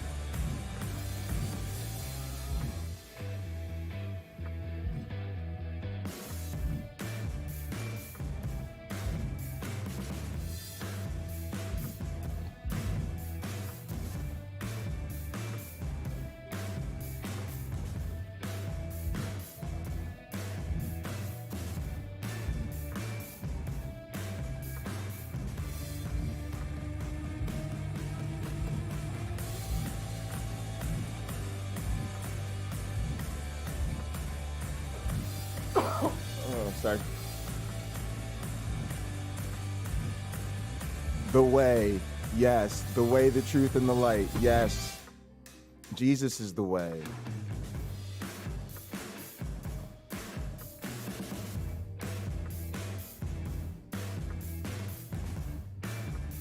Oh, it doesn't even matter. I don't even think you see her Titantron movie.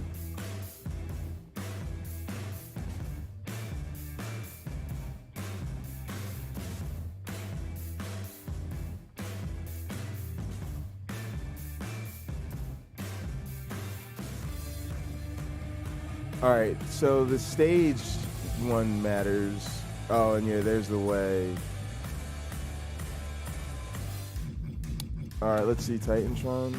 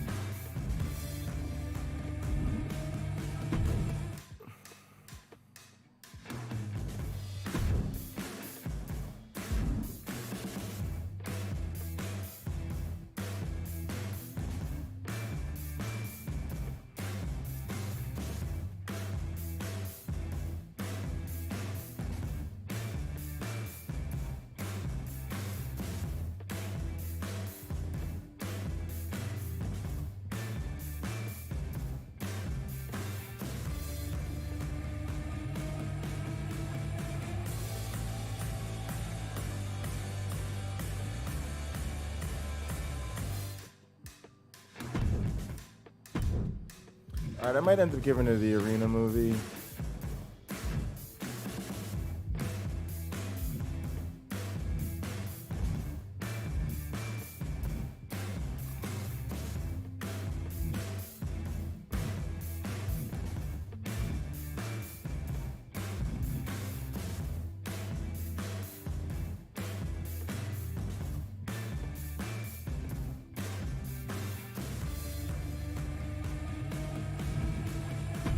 With music from Swerve Scott.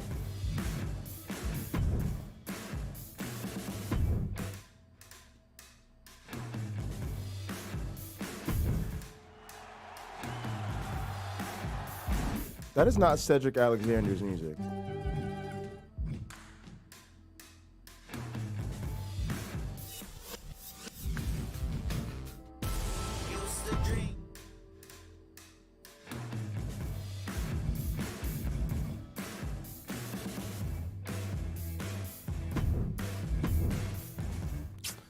Man, they fucking up this entrance preview so badly. Like, come on, y'all messing this up.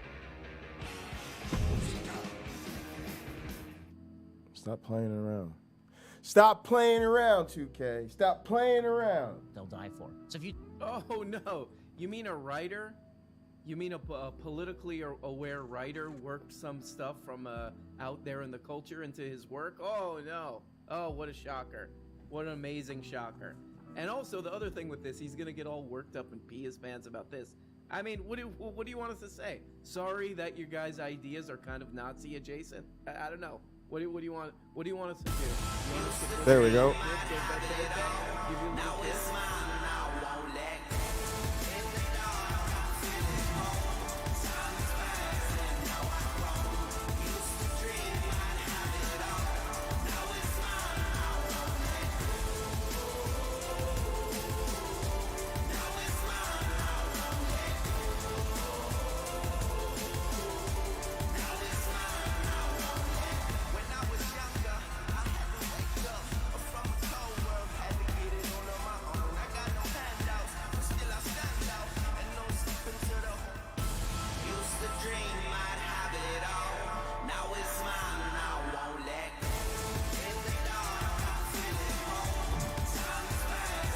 All right.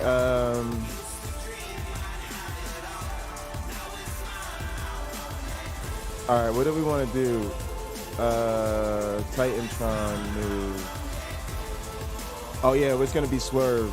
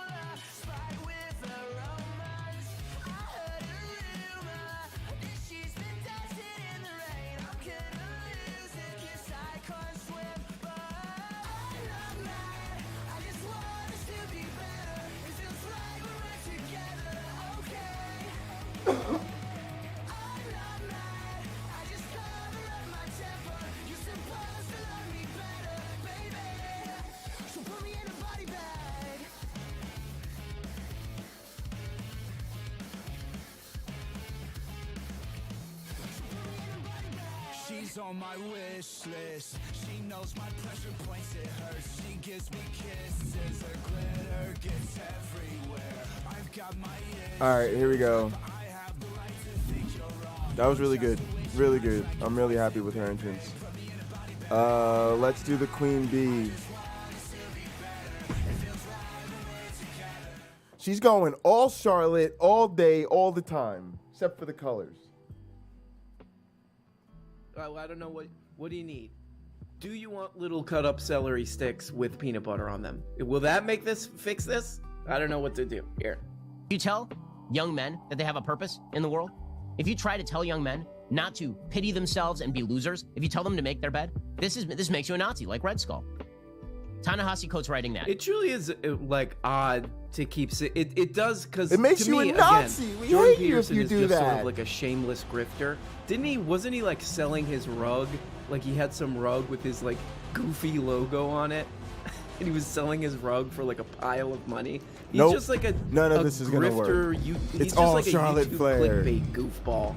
And that's my It's opinion all of it. Charlotte Flair all the time. Yes. But when these guys are like, he's Yes. just trying to help young men. Hang on. He just tells them to clean their bed.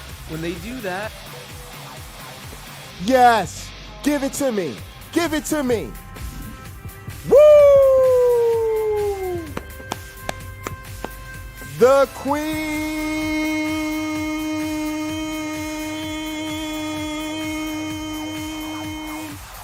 Bee. Yes, Paula. Yes, Paula. Work it for me. Work it for me. Woo!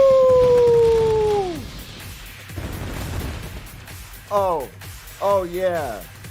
Oh yeah.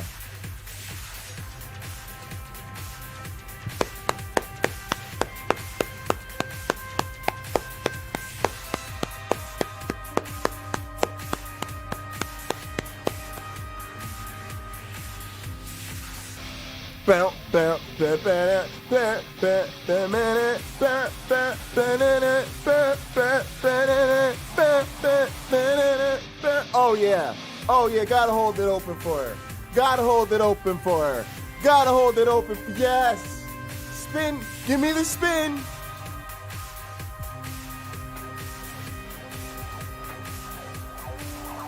Oh, I gotta give her the robe.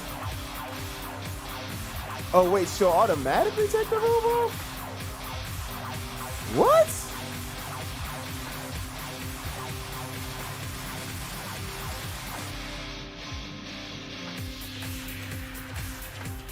All right, I think there's probably another Charlotte motion. Perfect, love it. That was great, beautiful, well done. All right, yep. All right, now.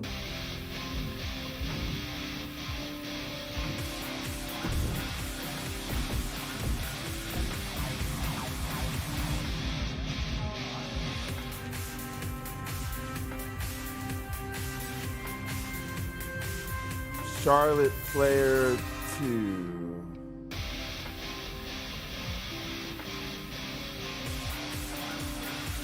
Yeah, see, I think you can only get this one.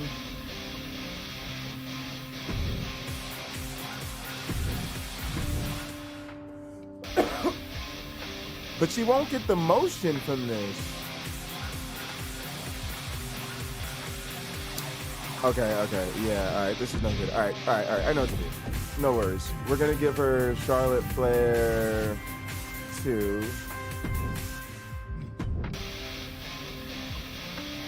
Champion motion. I don't know if there's a Charlotte one. No, we're gonna give her the Charlotte 2 again.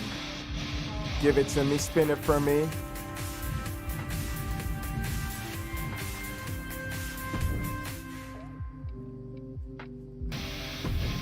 Money in the Bank.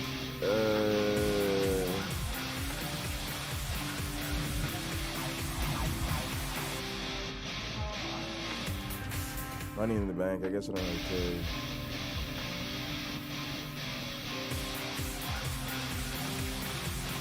Nah, definitely not. Definitely not. Definitely not. That's like a Lauren Boebert move.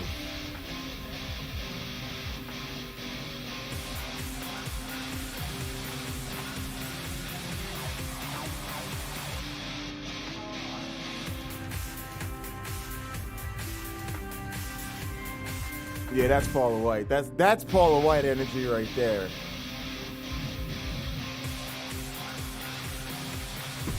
Music is perfect. All right, let's get her a Titantron movie. Actually, let's see if we need one. Wait, let's get out of this. Let's just go to motion. Oh yeah, she's gonna need a Titantron. I think I might just go like arena movie or something.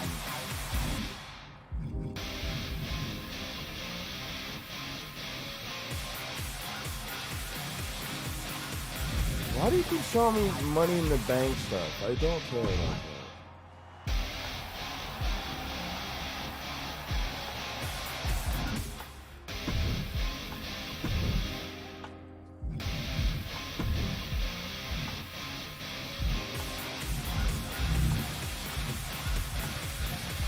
I don't even know who to go with. Like, I think arena movie is gonna be the safe bet with a lot of these. Or like none. Can I do none? Nah, I guess probably arena movie is the best way to do that.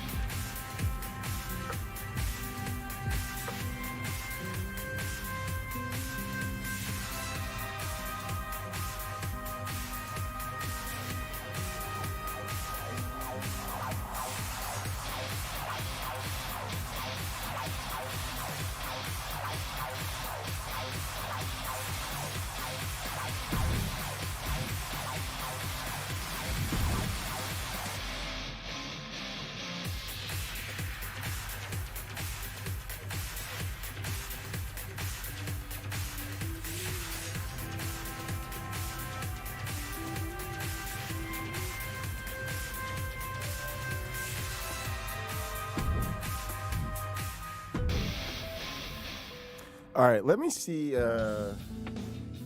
Man, couple things here. So interestingly, yeah,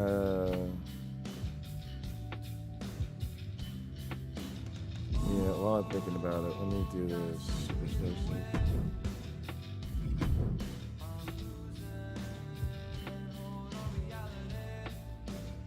That thing, then it starts to really rub me the wrong way, and I really want to dunk Jordan Peterson's dumb Canadian head in the toilet because of all the other crap that they're kind of shuffling under the rug. Like, look, the dude, just be upfront about it. The dude was into race and IQ stuff for a long time. He was a very not into trans people, not sure about women, got some problems with women. Let's just be upfront with it. Oh, and of course, he's really here's the great thing about Jordan Peterson. He's really sure about race and IQ, which is dumb old debunked pseudoscience. He's really sure. Oh, the race and IQ, we gotta face it. But when scientists around the world get together and say man-made climate change is real and we have to do stuff to stop it as humans, he's not sure about that.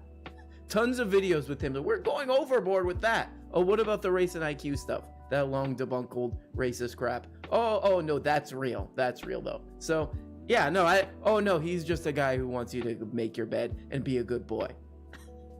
If he just got his little grift on quietly, fine, go ahead. But when you get into that stuff, you get into this. Oh, he's just telling young men to put their little pantaloons on, to wipe their little tuchuses and calm down and be good boys. When you try to frame him as just that, then it kind of pisses me off a little bit. If you try to tell young men not to pity themselves and be losers, if you tell them to make their bed, this makes you a Nazi, like Red Skull. Ta-Nehisi Coates writing that in a comic book. Our culture, the wokeness in comics, by the way, has been going on for a long time. DC did this too. DC tried to make Superman into an anti-police figure. They had a Batman comic in which Batman was railing against the cops, not just the corrupt Gotham City cops, but like cops generally, and about racial injustice and all this kind of stuff. Marvel has now trotted out a gay teen Captain America. And also, like, this is not a surprise, but to have Ta-Nehisi Coates mainly... Okay, so then don't read comics, idiot. I mean, look, this is... Okay, let me read you a little thing here. Let's just read a little thing. Just for fun. This is kind of like going back into history a little bit. It's kind of fun. Especially if you like comics. From time to time, we receive letters from readers who wonder why there's so much moralizing in our comic books. They take great pains to point out comics are supposed to be escapist reading and nothing more. But somehow, I can't see it that way. It seems to me that a story without a message, somehow subliminal, is like a man without a soul. Oh, sorry, however subliminal, is like a man without a soul. In fact, even the most escapist literature of all, old-timey fairy tales and heroic legends, contained moral and philosophical points of view. At every college campus where I may speak, there's as much discussion of war and peace, civil rights, and the so-called youth rebellion. Oh, Ben Pepino's not going to like that. Oh, what do you think about college people fighting for civil rights? No. Oh my God, he's going crazy. Ben, stop. Ben. At every college campus where I may speak, there's as much discussion of war and peace, civil rights, and the so-called youth rebellion as there is our Marvel mags, per se. Oh, that's kind of adorable, actually. None of us lives in a vacuum. None of us is untouched by the everyday events about us. Events which shape our stories just as they shape our lives. Sure, our tales can be called escapist, but just because something's for fun doesn't mean we have to blanket our brains while we read it. Excelsior! Excelsior! Stanley. So Stanley Lee is his name. His name's Stanley Lee. I'm glad he shortened it, to be honest. Hi, my name's Stanley Lee. What, your name's Stanley? Woody, are you okay? No, it's my last name. What? My name's Stanley Lee. Okay, just stop. No. I could be wrong. Maybe Stan is short for Stanford. Hi, my name is Stanford Lee. I do comics. Excelsior! I mean, Pepino knows his audience really well because he somehow just kind of like takes a turn down like talking about trans stuff. Because the left is always promoting the lie that Republicans are engaged in voter suppression, even though that is obviously not true. Then she tweeted out, #trans kids are under attack across the country. How did we get here from Ta-Nehisi Coates comics again? I don't know. My weird lunatic audience wants to hear me really give it to trans people.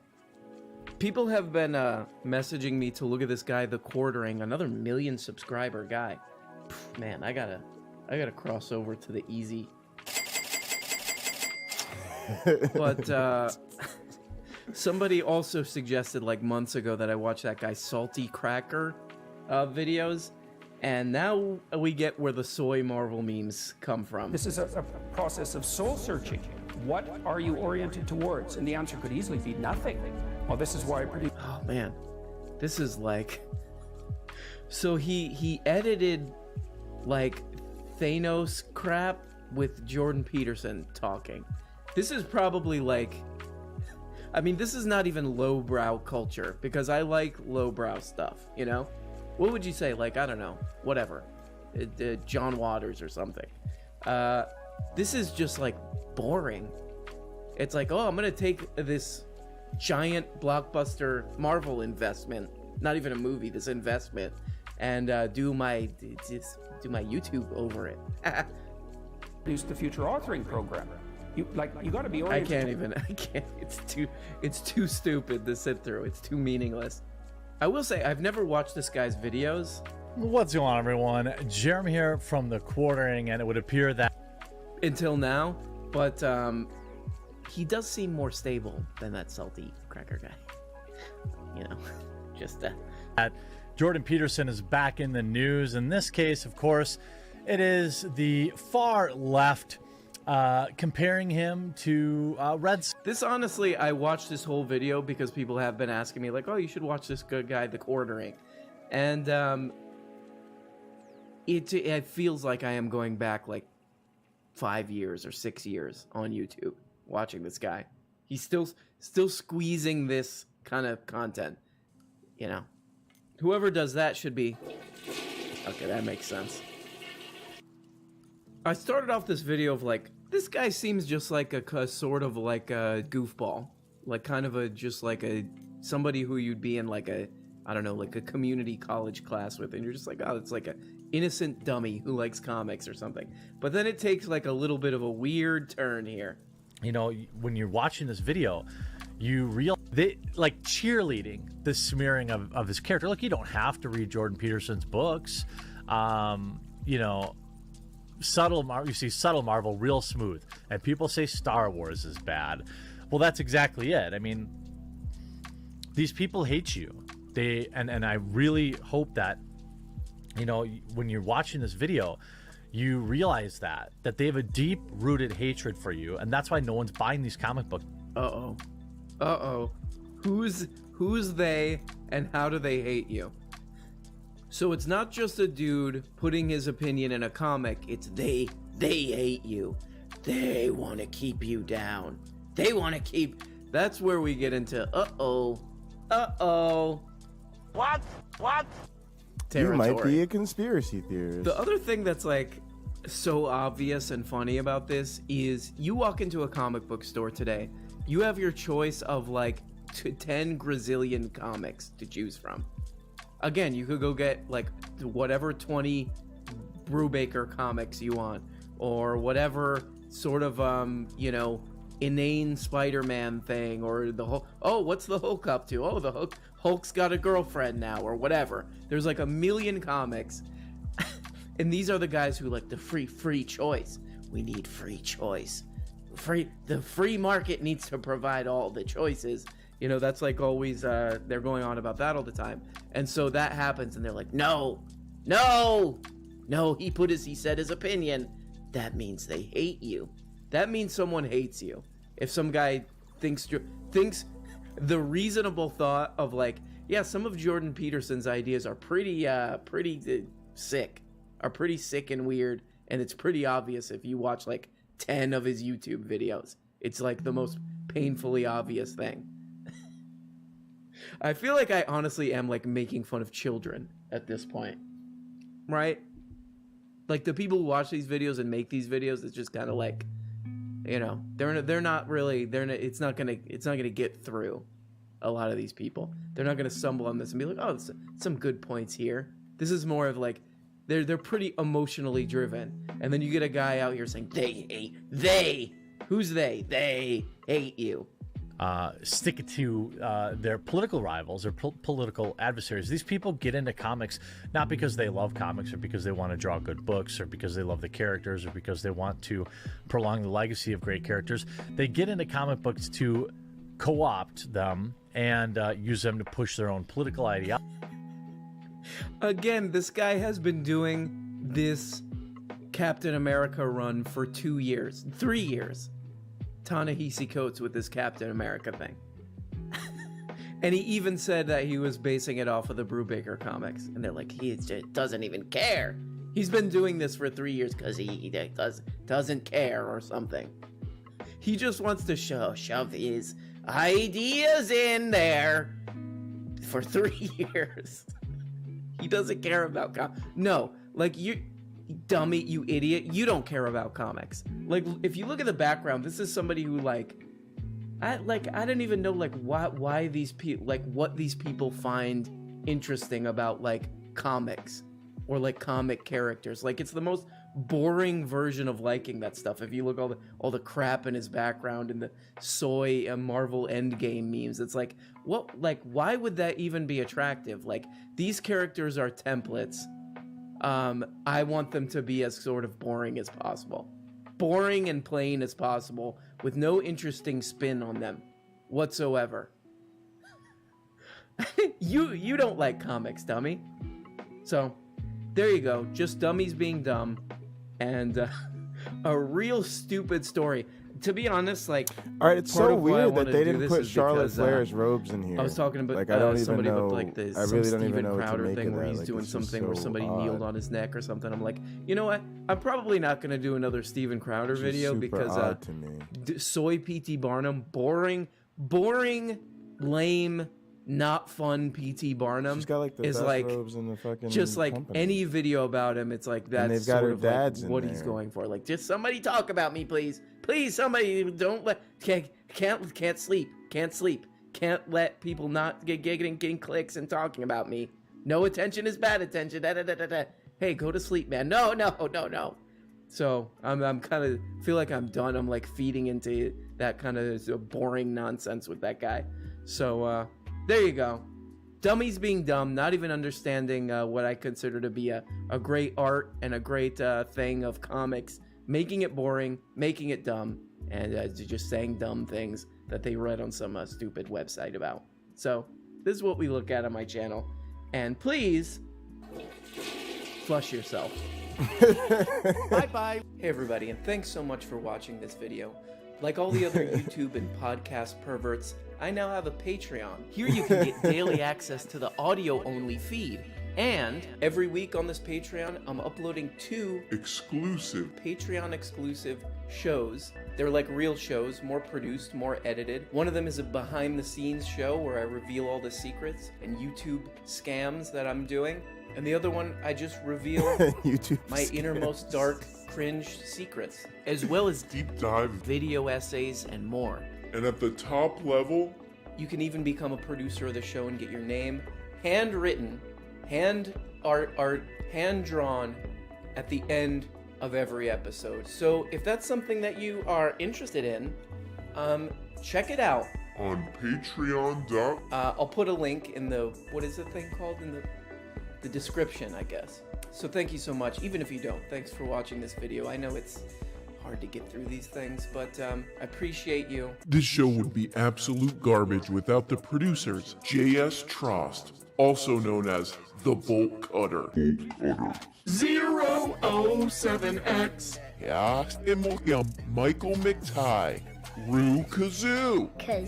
Shannon Bad Barbie Williams. Anna Ben Koski. Ass McBlast. E. Gregory Hutto. What? Scott, let me tell you something. No Castle. Rerun 64. Mr. Feeney. Jamie and I may have a disagreement with Sam Cedar's pause button. Jenny Hart. Hey, Jenny Hart, it's me. Oh, she just ignored me. Winter the Muscular. Ethan Weaver. Vince Barbosa. He is pure ideology at its purest. Crouching Tiger flushing toilets. Elias Christo. The guy from the hamburger train. Cece LeBlanc. Nez. Interlinks. Victor Sonny Duran. Kyle High Level. Ideas. Hopper. Albert Ellers Ood. Kitty Hooch. Hi, I'm Kitty Hooch. Abby, I don't want cowards teaching my kid green. Tristan Dominic Guzman. Jane Spade. Jessica, a lot of problems stepping off. King Friday. Laura Campbell. Rajawa. Nefatsu Gustav Van Betten. Camilla. Young Slampy. Brian Hernandez. CS. Hey, is that CS? I don't know. Oh wait, yeah, it is CS. Okay, great. Thugs and Kisses denigrates your dude. He's denigrating that dude. Blistered thumb. Bree.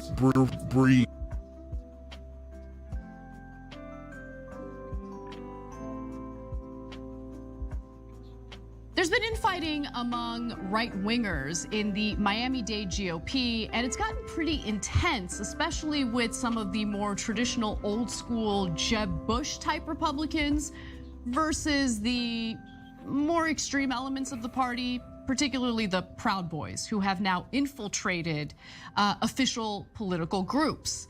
So the New York Times reported on this, and they start with an anecdote, a story about a scuffle that took place recently. A scuffle broke out by the valet parking station.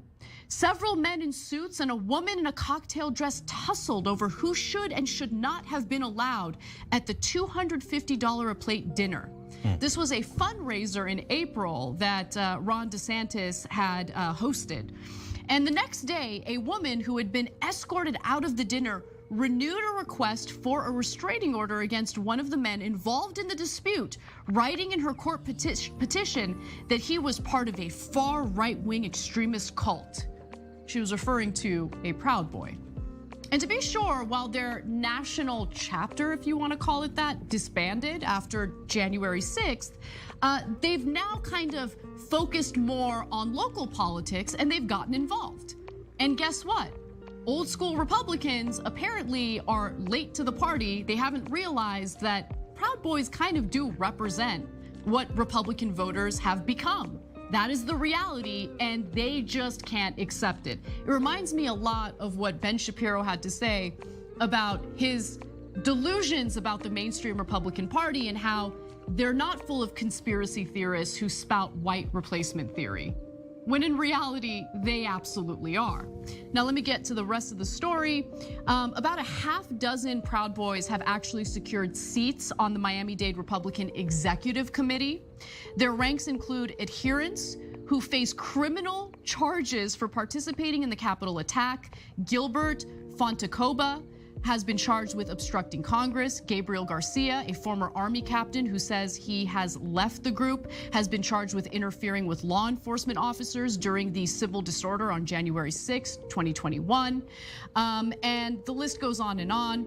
The concerted effort by the Proud Boys to join the leadership of the party and in some cases run for local office has destabilized and dramatically reshaped the Miami-Dade Republican Party that former Governor Jeb Bush and others built into a powerhouse nearly 4 decades ago, transforming it from an archetype of the straight-laced establishment to an organization roiled by internal conflict as it wrestles with forces pulling it to the hard right.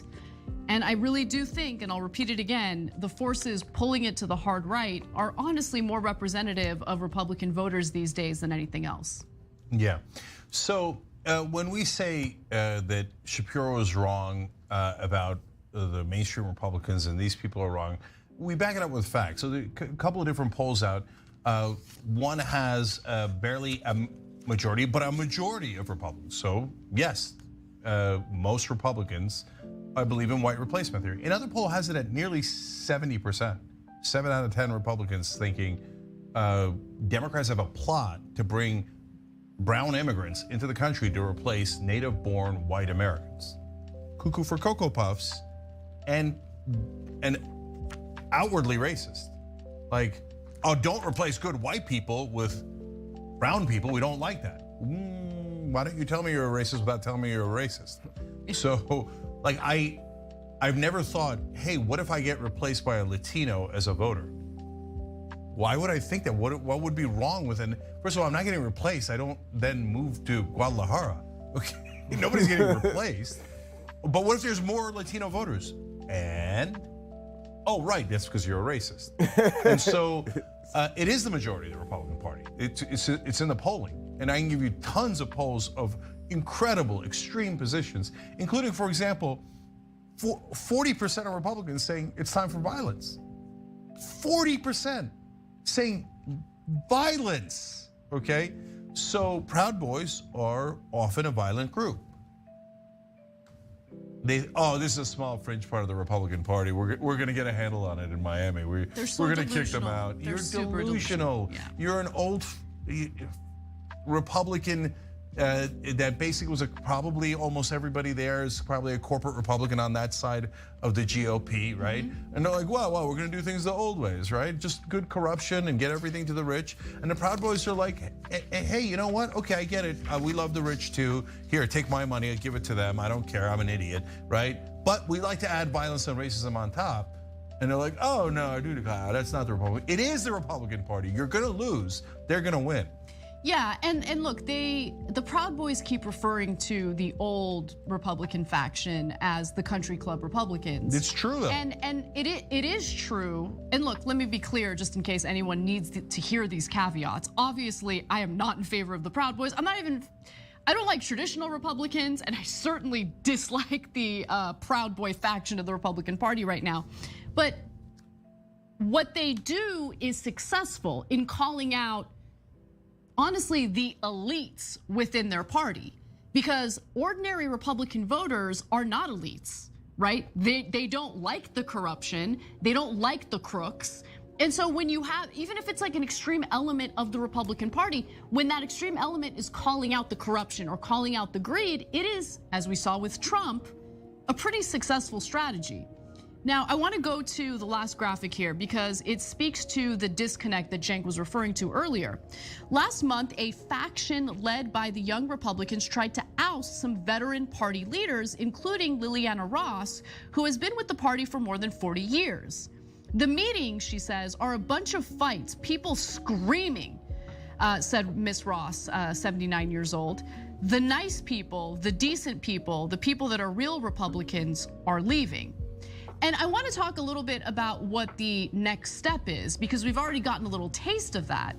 Because some might think like, oh, the infighting in the Republican Party is funny, right? It's amusing, and it is, I'll admit that. But the disaffected traditional Republicans then do what? You think that they just like continue voting for Republicans? Or no, they end up moving over to the Democratic Party that is looking more and more like the powerhouse that Jeb Bush created back in the day. And so when you look at our political landscape, you don't see anything that even remotely resembles the left at this point. You know, you have some progressives sprinkled in Congress, sure, mostly powerless, oftentimes cowardly, and refuse to fight against the mainstream Democratic Party, which infuriates me. But putting them aside for a second, mainstream Democratic Party looks like the Republican Party under George W. Bush. So I have some expertise there, unfortunately. I used to be a Republican. So back in the 1980s and 90s, when I was a Republican, I can tell you with great certainty that Republican Party, yes, it had awful elements, racist elements. They were doing the Southern strategy, Strom Thurmond, etc. Right? But on economic issues and many other issues, was to the left of the current Democratic Party. That's right. The Democratic Party today is far more conservative economically than Republicans were in the 80s and 90s. So the entire political spectrum has moved massively to the right. So there's and by the way, let me correct myself. I said 52% earlier. I just looked it up. So the most common poll that people refer to has 47% of Republicans saying that they're in favor of, they believe the white replacement theory. So right around half. Other polls, like I said, have it near 70%. So, and then it's funny that they're called country club Republicans because do you remember the original founder of Proud Boys was Gavin McInnes? And Gavin McInnes left the Proud Boys because they kicked him out of his country club where he lived because he was the founder of the Proud Boys and they were doing violence. So McInnes disowned his own group to get back into the country club. Literally, okay? So that's hilarious that circles come, or that's come full circle.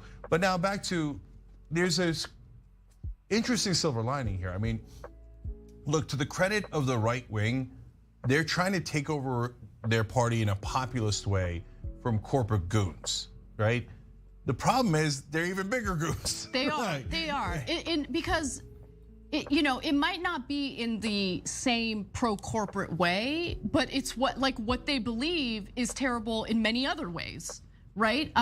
Like these are hard right wingers, many of whom spout the same garbage you hear from like Nick Fuentes types who want a white ethno state. Like it's terrifying. It's not a good thing. No, for sure. But look, on the Democratic side, they're told not to masturbate.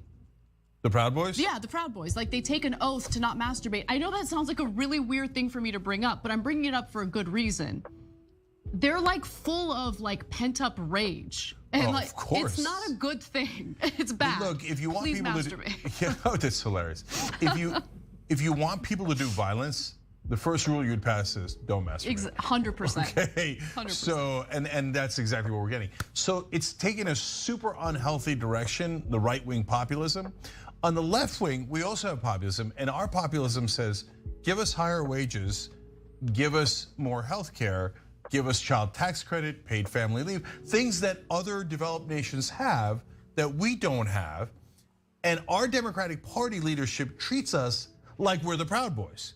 Like we're like some goons who are like, oh, look at these barbarians wanting universal health care like all other developed nations.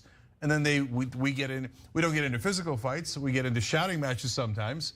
And look, by the way, when we win, it makes a giant difference. Left wing took over the party in Oregon and they kicked out Kurt Schrader, awful corporate incumbent Democrat, right? So if the right wing, minus the violence and minus the racism, but fought their country club,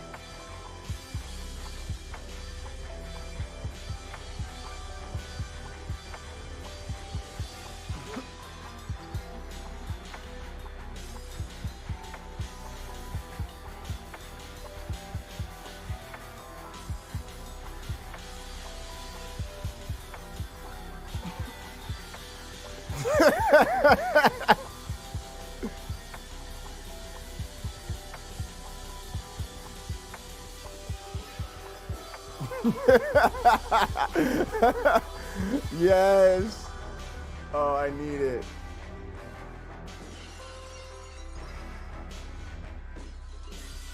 Only thing I don't like is the Titantron. It's perfect except the Titantron.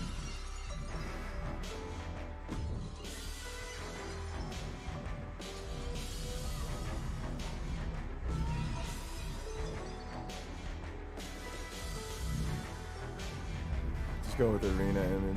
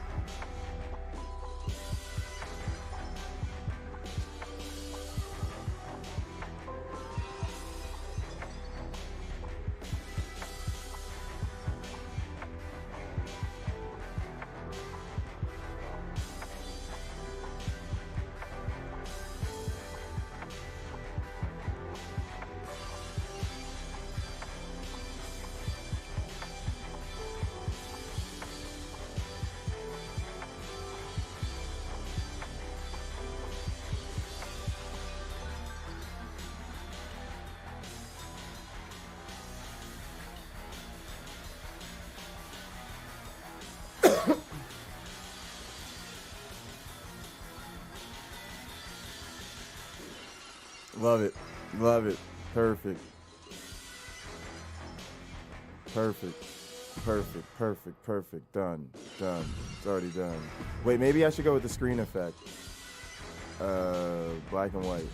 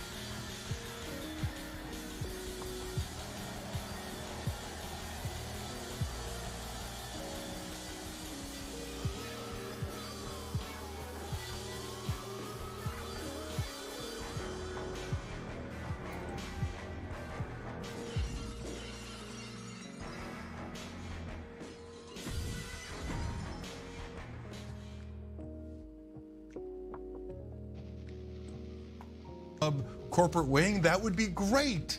But they can't help themselves because they're right-wingers. Totally. They immediately revert to racism and violence. And so that's why you have the mess here in where there are no winners. You shouldn't be rooting for either side of that fight down in Miami. Thanks for watching The Young Turks. Really appreciate it. Another way to show support is through YouTube memberships. You'll get to interact with us more. There's live chat emojis, badges.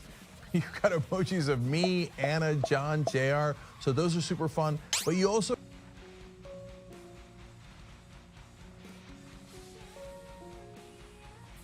For every best in the world.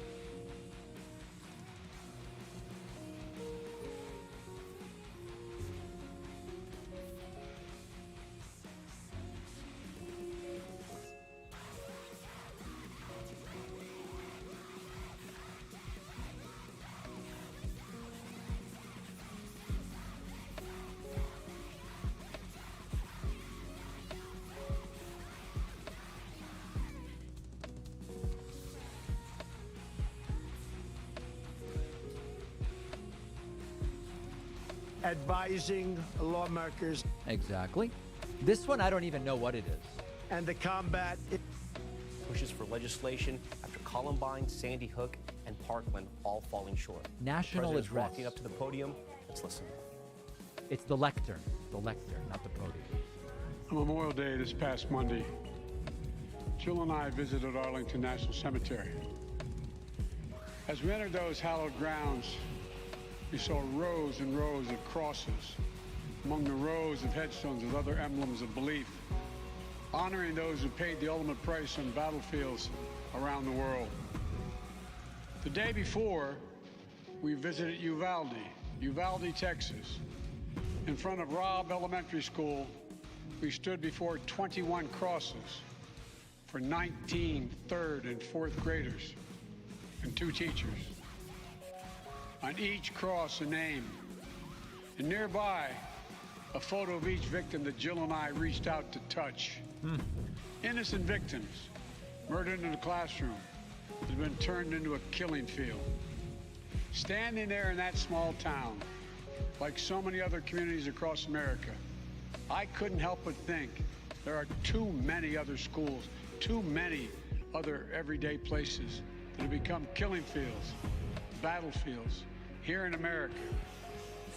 We stood at such a place just 12 days before, across from a grocery store in Buffalo, New York, memorializing 10 fellow Americans, a spouse, a parent, a grandparent, a sibling, gone forever.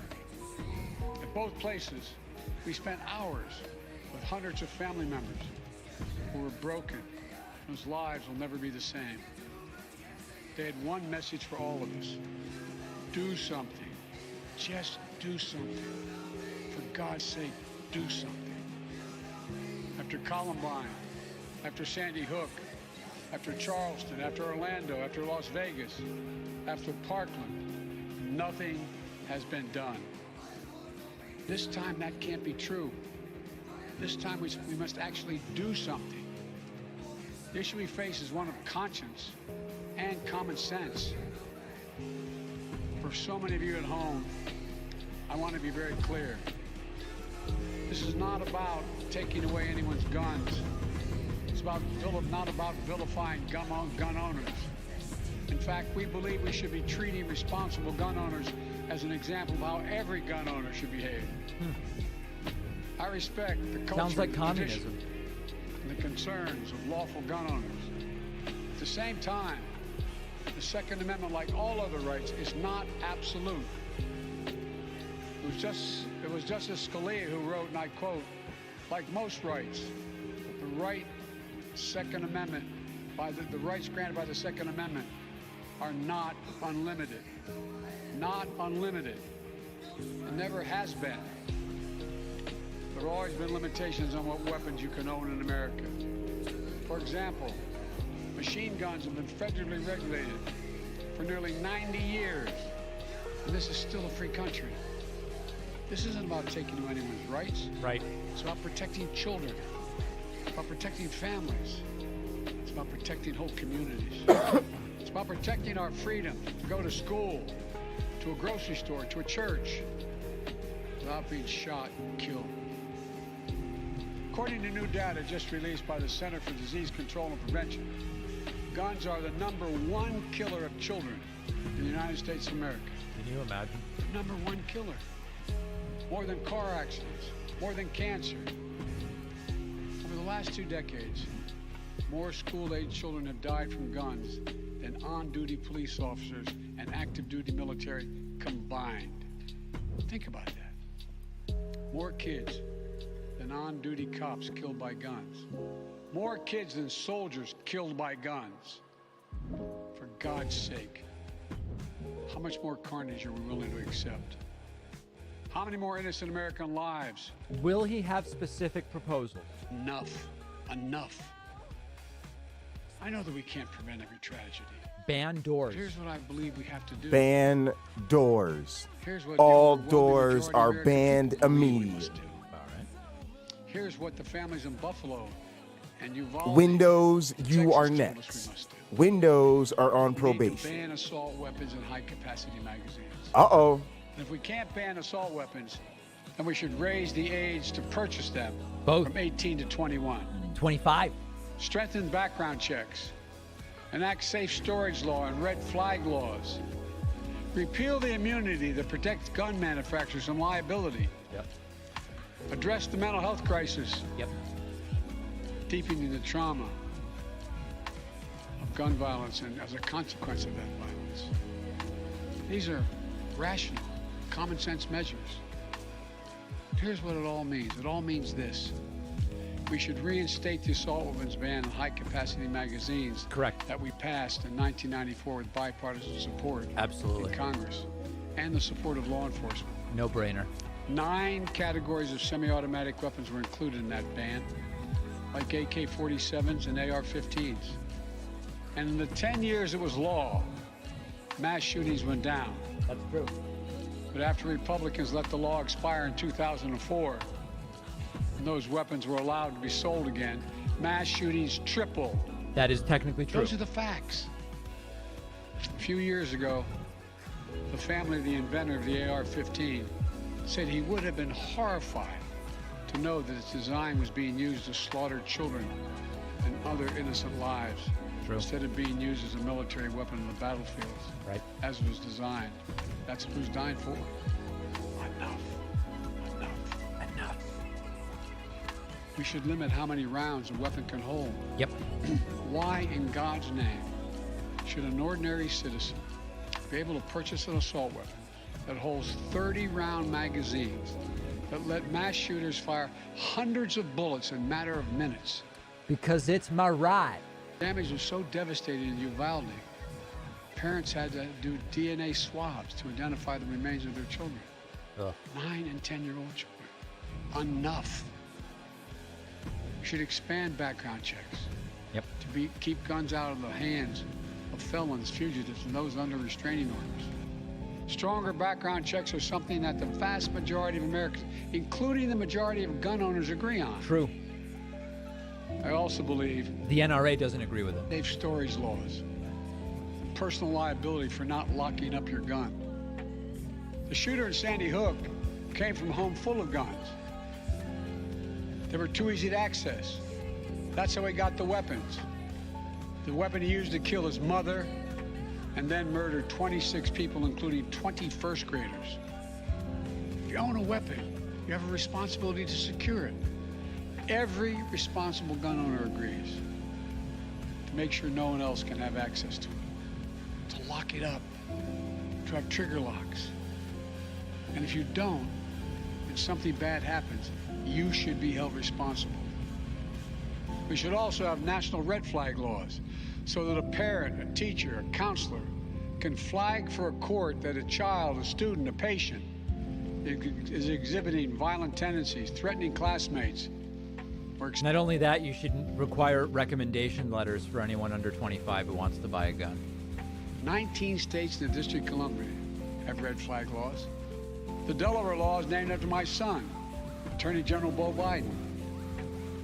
Fort Hood, Texas, 2009, 13 dead and more than 30 injured. Marjorie Stoneman Douglas High School in Parkland, Florida, 2018, 17 dead, 17 injured. In both places, countless others suffering with invisible wounds. Red flag laws could have stopped both these shooters. In Uvalde, the shooter was 17 when he asked his sister to buy him an assault weapon, knowing he'd be denied because he was too young to purchase one himself. She refused. But as soon as he turned 18, he purchased 2 assault weapons for himself. Because in Texas, you can be 18 years old and buy an assault weapon even though you can't buy a pistol in Texas until you're 21. We can't ban assault weapons as we should. We must at least raise the age to be able to purchase one to 21. Yep. 25. Look, I know some folks will say 18-year-olds can serve in the military and fire those weapons. But that's with training and supervision by the best trained experts in the world. Don't tell me raising the age won't make a difference. Enough. We should repeal the liability shield that often protects gun manufacturers from being sued for the death and destruction caused by their weapons. They're the only industry in this country that has that kind of immunity. Imagine if the tobacco industry had been immune from being sued, where we'd be today. The gun industry's special protections are outrageous. It must end. True. And let there be no mistake about the psychological trauma that gun violence leaves behind. Imagine being that little girl, that brave little girl in Uvalde, who smeared blood off her murdered friend's body onto her own face to lie still among the corpses in her classroom and pretend she was dead in order to stay alive. Imagine what it'd be like for her to walk down the hallway of any school again. Imagine what it's like for children who experience this kind of trauma every day in school, in the streets, in communities all across America. Imagine what it's like for so many parents to hug their children goodbye in the morning, not sure whether they'll come back home. Unfortunately, too many people don't have to imagine that at all. Even before the pandemic, young people were already hurting. There's a serious youth mental health crisis in this country. We have to do something about it. That's why mental health is the heart of my unity agenda that I laid out in the State of the Union address this year. It's what Republicans claim to want. Counselors, more school nurses, more mental health services for students and for teachers, more people volunteering as mentors to help young people succeed, more privacy protection and resources to keep kids safe from the harms of social media. This unity agenda won't fully heal the wounded souls, but it will help. It matters. I just told you what I'd do. The question now is, what will the Congress do? The House of Representatives already passed key measures we need. Expanding background checks to cover nearly all gun sales, including at gun shows and online sales. Getting rid of the loophole that allows a gun sale to go through after 3 business days, even if the background check has not been completed. And the House is planning even more action next week. Imagine arguing that in some cases there shouldn't be a background check. It's insane. It's a sickness. Raising the age to buy an assault weapon to 21. Federal red flag law. Codifying my ban on ghost guns that don't have serial numbers and can't be traced. And tougher laws to prevent gun trafficking and straw purchases. This time, we have to take the time to do something. And this time, it's time for the Senate to do something. Yes. But as we know, in order to get anything done in the Senate, we need a minimum of 10 Republican senators. Yep. I support the bipartisan efforts that include a small group of Democrats and Republican senators trying to find a way. But my God, the fact that the majority of the Senate Republicans don't want any of these proposals even to be debated or come up for a vote, I find unconscionable. We can't fail the American people again. Are there 10 that would go with this, do you guys think? Just over a week ago, there have been 20 other mass shootings in America. Yep. Each with 4 or more people killed or injured, including yesterday at a hospital in Tulsa, Oklahoma. Covered it. A shooter deliberately targeted a surgeon using an assault weapon he bought just a few hours before his rampage that left a surgeon, another doctor, a receptionist, and a patient dead and many more injured. That doesn't count the carnage we see every single day. It doesn't make the headlines. I've been in this fight for a long time. I know how hard it is, but I'll never give up. And if Congress fails, I believe this time a majority of the American people won't give up either.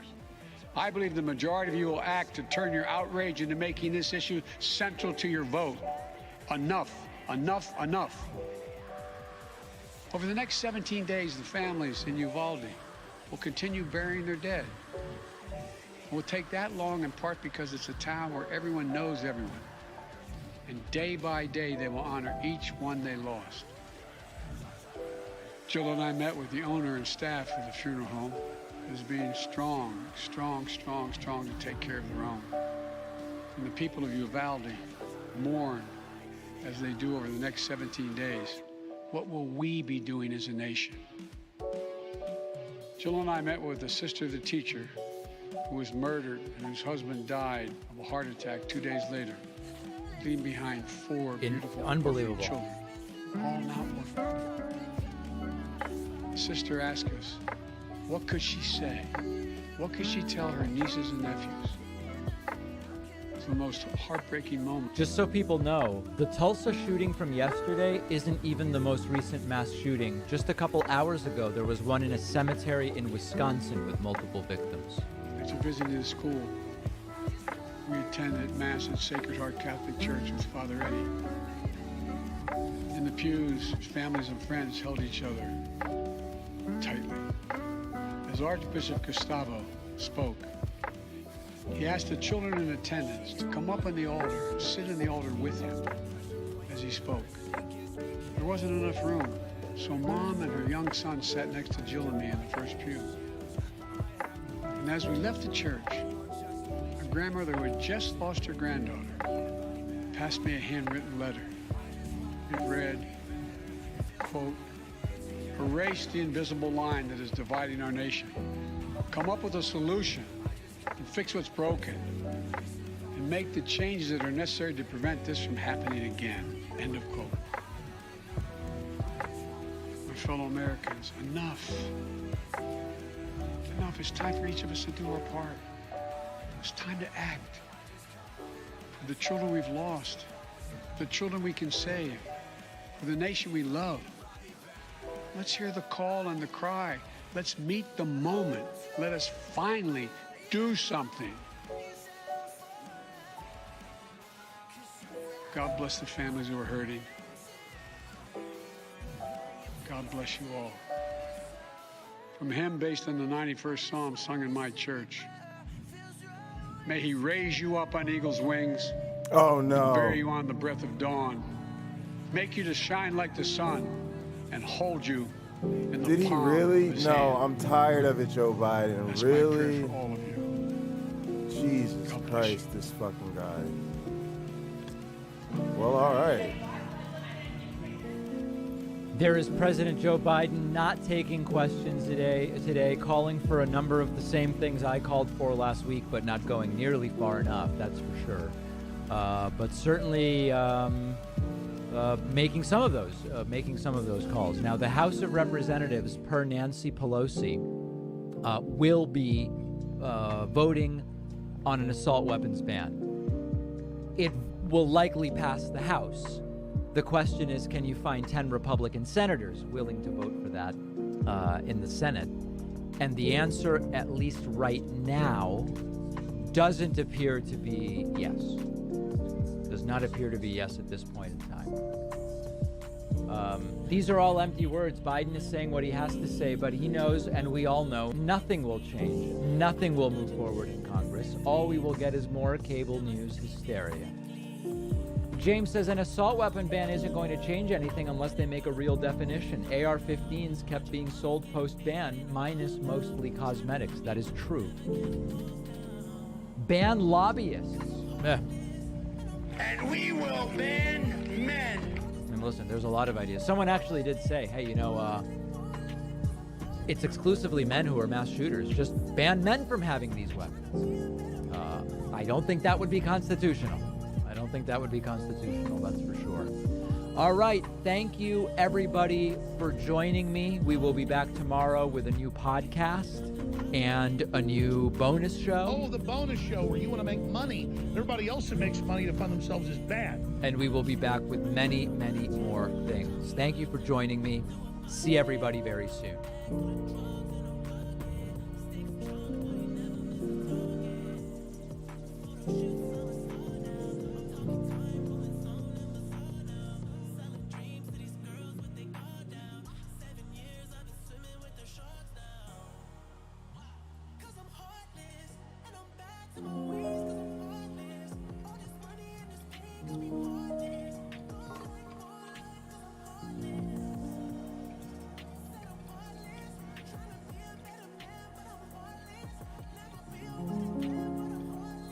Okay, guys, I know you're excited about this, right? No. We got one of our favorite characters on the show, Candy Owens. And I gotta say, look, I was like, let me watch this show. I'm not expecting much out of this. I'm not expecting even to mine much comedy out of this.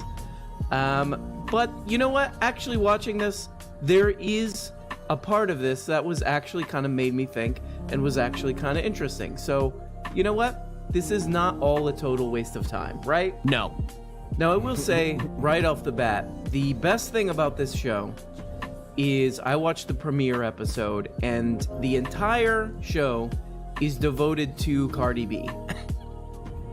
and how Cardi B's disgusting, and she's really squeezing as much juice out of the Cardi B controversy, her and Cardi B Twitter spat stone that she can squeeze out. I mean, every last drop of that juice. Every segment comes back to Cardi B, which I thought was good. Go for it, Candy. I love it. But one thing that she says over and over is like, Cardi B's disgusting. Cardi B's flaunting her body. That's disgusting. That's sick. People shouldn't have bodies. They should just be disembodied numbers on a screen. It's not exactly modest. I mean, I will say, this is a beautiful dress here, you know? People always give me a hard time in the comments. They're like, don't say Candace Owens is cute, you sexist piece of shit. Look, I said it's a beautiful dress, all right? But, you know, not modest. It's not Christian. It's unchristian. It's ungodly. I would say that. So before we get into it, we just got to remember the funniest Candy Owens moment. And I actually like Candy Owens, okay? I'll admit it. I like her. I think she's a true performance artist and she's a true grifter. She's trying to make money off of rubes. She's trying to do some of this. She's trying to do some of this. There's a lot of rubes out there, and she's gonna do some of that. But the best Candy Owens moment, let's just watch it. This guy Ted Lieu, he's a congressperson, Ted Lieu. For some reason, they did some hearing about white supremacy or something like that. Pretty serious topic. And who do the Republicans bring in to talk about white supremacy but Candy Owens? And this guy Ted Lieu actually does an amazing job here. Check this out. Thank you, Mr. Chair. In congressional hearings, the minority party gets to select its own witnesses. And of all the people that Republicans could have selected, they picked Candace Owens. I don't know Miss Owens. I'm not going to characterize her. I'm going to let her own words do the talking. So I'm going to play for you the first 30 seconds of a statement she made about Adolf Hitler. I agree. I actually don't have any problems at all with the word nationalism. I think that it gets, the definition gets poisoned by elitists that actually want globalism. Globalism is what I don't want. So when you think about, whenever we say nationalism, the first thing people think about, at least in America, is Hitler. You know, he was a National Socialist, but if Hitler just wanted to make Germany great and have things run well, okay, fine. Problem is that he had... If you're just listening to this, there's a great little facial expression when she said that would have been fine. Would have been fine if Hitler just kept all what he was doing in Germany. She's like...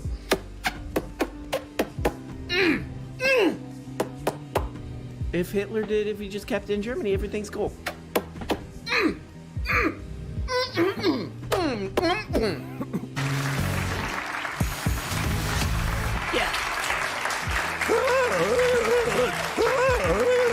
All right, guys, we had so many topics that we wanted to discuss today, but...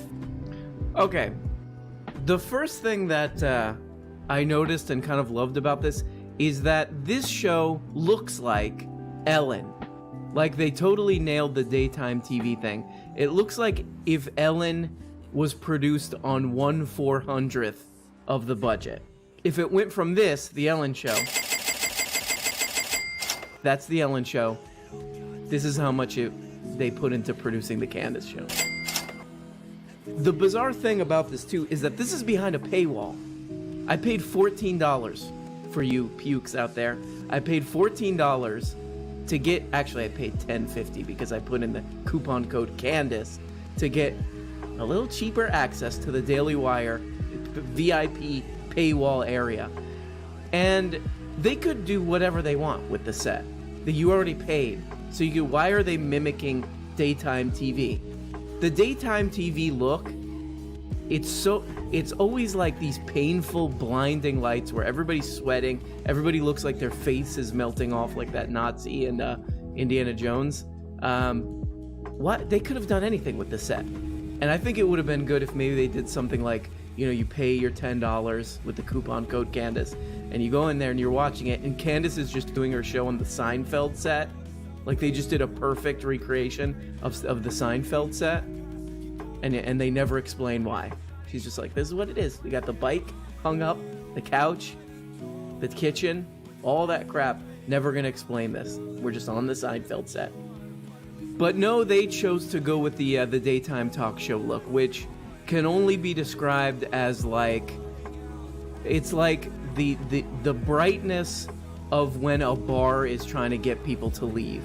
Like, it's after last call. They just want to make it as harsh and inhuman and disgusting and passionless as possible. So let's get the brightest lights on these people. Their faces are melting and sweating. Everyone looks uncomfortable. That's what these sick, disgusting animals who watch daytime talk TV with Sharon Osbourne with her screeching voice and Whoopi Goldberg having a meltdown and all this crap. That's what they want to see. They want to see these people tortured under the hottest, brightest lights they can possibly dig up from the whatever.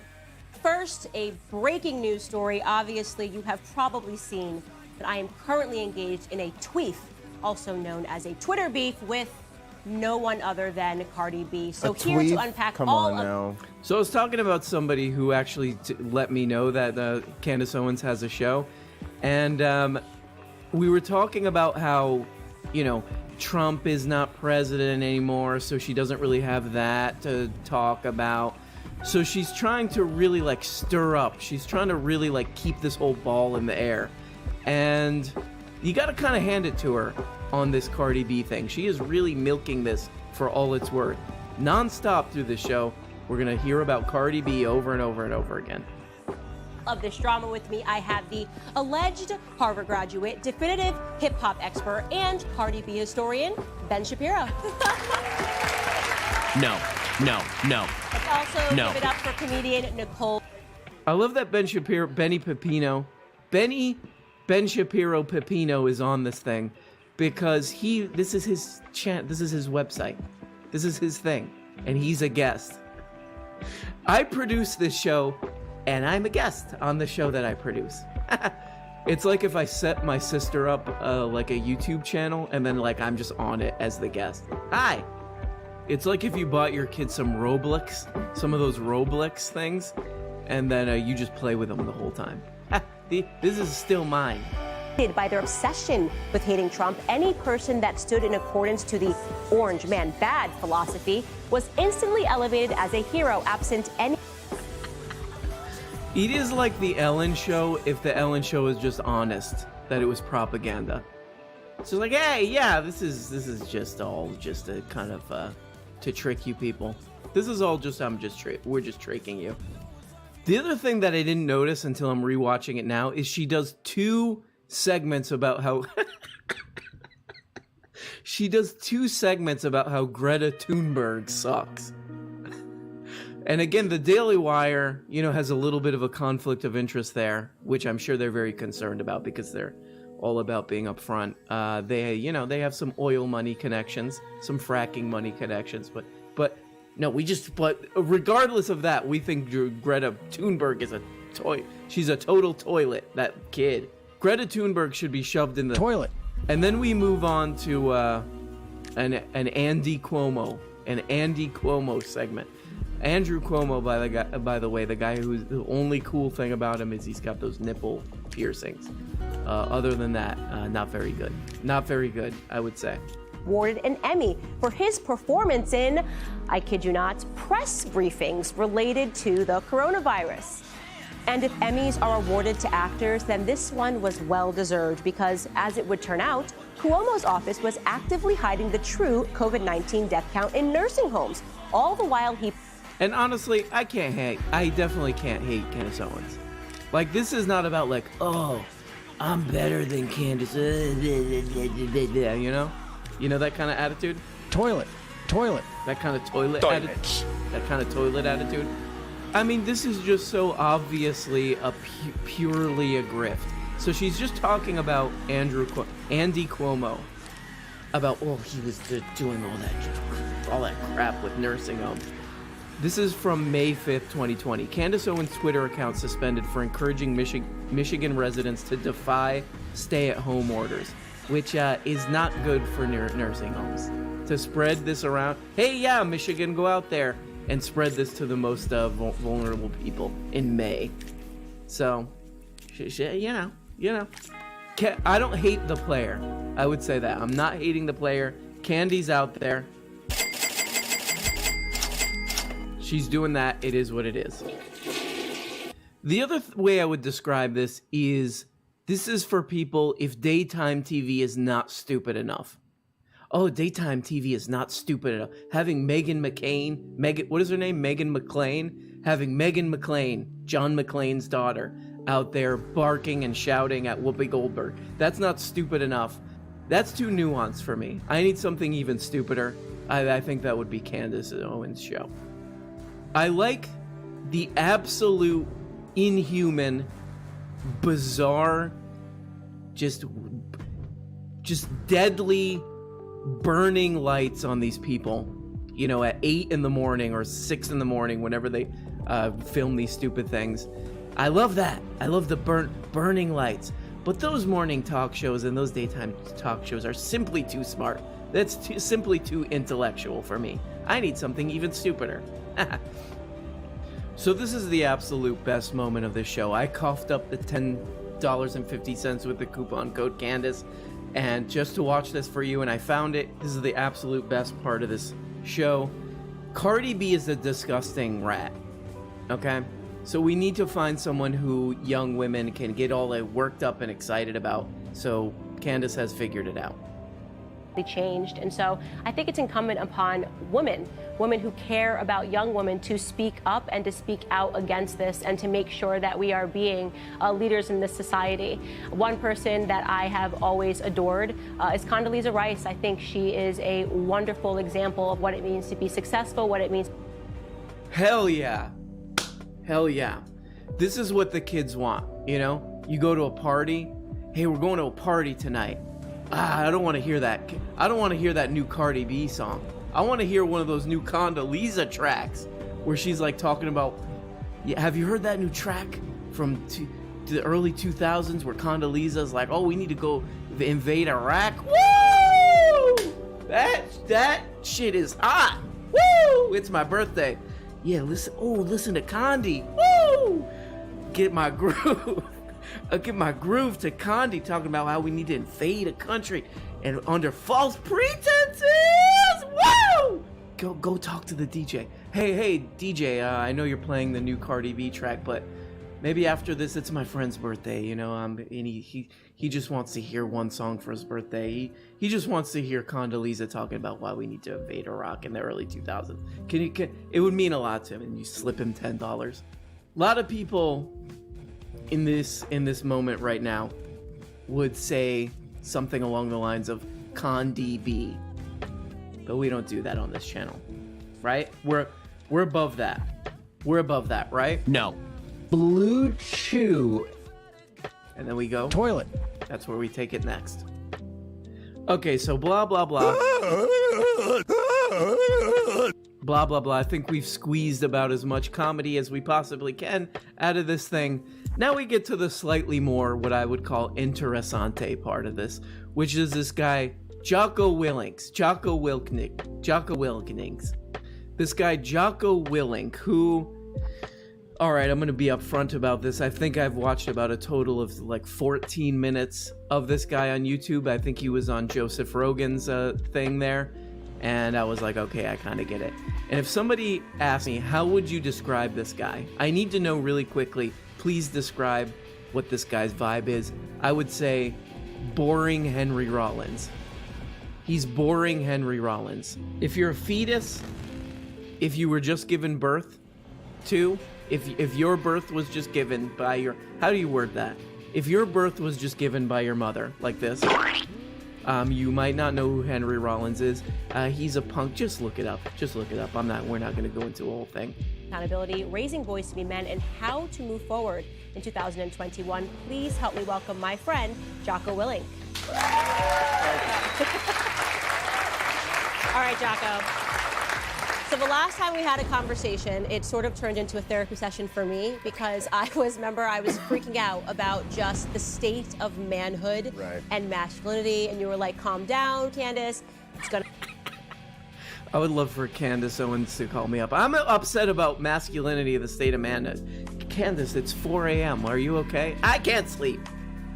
This part is actually, the rest of it, of this entire show is just exactly what you would expect. It's like that new Justice League movie. Literally no surprises. It's exactly what your brain projects out of what it would be, except for this part. This part I was actually pretty entertained, because what happens in this part, this guy Jocko Willink, his whole thing is wake up at 3 a.m. and do all your push-ups, and then you'll be successful. Wake up at 2 a.m. Oh, okay, well, I go to sleep at about midnight. Do I still... Then wake up even an hour earlier. Do 10 push-ups right now. Like, that's kind of his thing. He's like Henry Rollins, only boringer, as we've discussed earlier. But it's kind of funny because Candace Owens keeps throwing these dumb kind of like really like boring culture war crap out. Oh, Mr. Potato Head this and blah, blah, blah, blah, blah, that. Whatever, Dr. Seuss this and whatever crap that. And Jocko Willink is just like, because he's not like a full-on grifter. Like, she's just like, it's how, so this guy Toilets. Zizek used to have this thing that he used to talk about where he's like, oh, like in porn movies, what they sacrifice is real emotion in the real story. That it has to be absurd, it has to be silly. And I kind of get that vibe with Candace Owens, where like it's such a grift that she cannot really put herself into it. Like, she has to have distance on it because it has to remain absurd. So she keeps throwing out these kind of dumb culture war things, and this guy Jocko Willink, who's maybe, you know, he's like a little bit more genuine, just does not take any of the bait. So here we go. She actually surprises him. They look like they really did not prepare this bit. She does a section called Jocko Says, where he's, I guess, supposed to, like, she brings up a famous person, somebody who she doesn't like, and Jocko has to give them advice. Oh, hey, wake up at 3 a.m. Wake up at 3 a.m. and do 400 push-ups, and then shut up. And he'll give them advice. So here we go. Next up on Jocko Says. You want me to make some weird face? I know, I love that, right? Your daughter has just said she's gonna skip school. She's dropping out of school. In fact, she is going to sail the Atlantic. So here we go.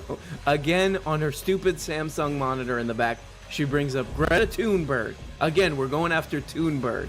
We're tackling the big, the villains here, Thunberg. So Jocko Willink has to talk some crap on Thunberg. And take school no more to fight her passion about climate change. I'm not sure how the boat ride helps her, but what does Jocko say? No. Well, sailing around the world is a legitimate challenge. I don't know if she's planning to do it solo, but I would be concerned about that. And again, I would talk about, hey, how does what you're doing right now connect with what you want to do in the future? And if you want to take on a big challenge like that, hey, it's a good cause to try and bring some attention to what you think is a good cause. No, it's a horrible cause. You're hurting the kids. Problem in the world. So I'd say good luck. Good luck. You let him drop out of school? I would allow my kids to take some time off from school if they had some. Uh-oh, that didn't work out quite the way they wanted. You know what I was thinking when I was watching this is I was like a big fan of Henry Rollins when I was a kid, and especially like he really did have this thing, this sort of, you know, DIY thing of like, dude, just get out there and make things happen, and if it takes all your time, you have to stay up all night, do it, make your dreams happen, make your dreams come true. And you know, there was at least a lot of inspiration in that for me, of this kind of very strong work ethic and all this. And I will say, there is this, it seems like, attempt from you know, people like Candace Owens, these kind of right-wing YouTube kooks, and Jordy Peterson and all these people, to adopt having a hard work ethic. They're like, we're the hard work ethic people. But if you look at this at all, it's ridiculous. In fact, even if you go to the OG himself, Carlton Marx, he has a famous quote that's something along the lines of, and this dude spoke German, so I don't know what he's talking on about, but it was something along the lines of that work really brings your humanity out. It really that should be peak humanity is working. Working is like this sacred, holy thing. And I believe that. I believe that having a work ethic and working hard and really going for what you want and is great. And it's not something that should be like, oh, this is these people thing. And even we could go to like, you know, these people, these right wingers, they hate unions and all this stuff. Right now, Amazon is trying to form a union. You know why? Because they do really hard work. These people are pooping in bottles and all that stuff. That's not good. They shouldn't be doing that, and they're fighting to be treated like humans and not like rats and animals in a cage. They're doing the real work. They're doing real work. Okay? Not this stupid crap. So all this stuff about like, oh, these right-wing lunatics, Jordy Peterson and who whatever else other idiot, they're like they represent hard work and work ethic and all this stuff. I say to that, no. My name's Jocko Willnix, and I say, you get your ass up at midnight. Don't even sleep. Okay, Jocko, that's great. Do it right now. It's 8 p.m. Do it! Okay, stop yelling. Do 10 burpees right now. I just ate. Do it! Okay, fine. You have a mental health problem. Blue Chew. I guess, I don't know, it's a little weird. This guy does seem kind of neutral to me. I don't know. I haven't watched enough YouTube. Maybe this guy's nefarious or something. But I think, like, honestly, this might actually be the most, this might be the most pernicious segment of the whole show, because this guy, I feel like, lends her a little bit too much credibility. He's kind of having a semi-rational discussion with this woman who's clearly just going completely off the deep end. Okay, what are we gonna ask Jocko about next? We got Jocko here. Ask him about anything. How many dips can you do? If I was doing an interview with Jocko, how many dips can you do? He's like 100. Yeah, right, Jocko, prove it. That's what I would say to him. Next up on Jocko Says, Jocko, your beautiful daughters, twin daughters, have gone off and performed at the Grammy. Cardi B, again, she's on the screen. They have given it their all. This is art for them, and they you know what, this is great. I have just given a sexually positive experience. I'm so happy to go home and tell Dad. And Jocko says...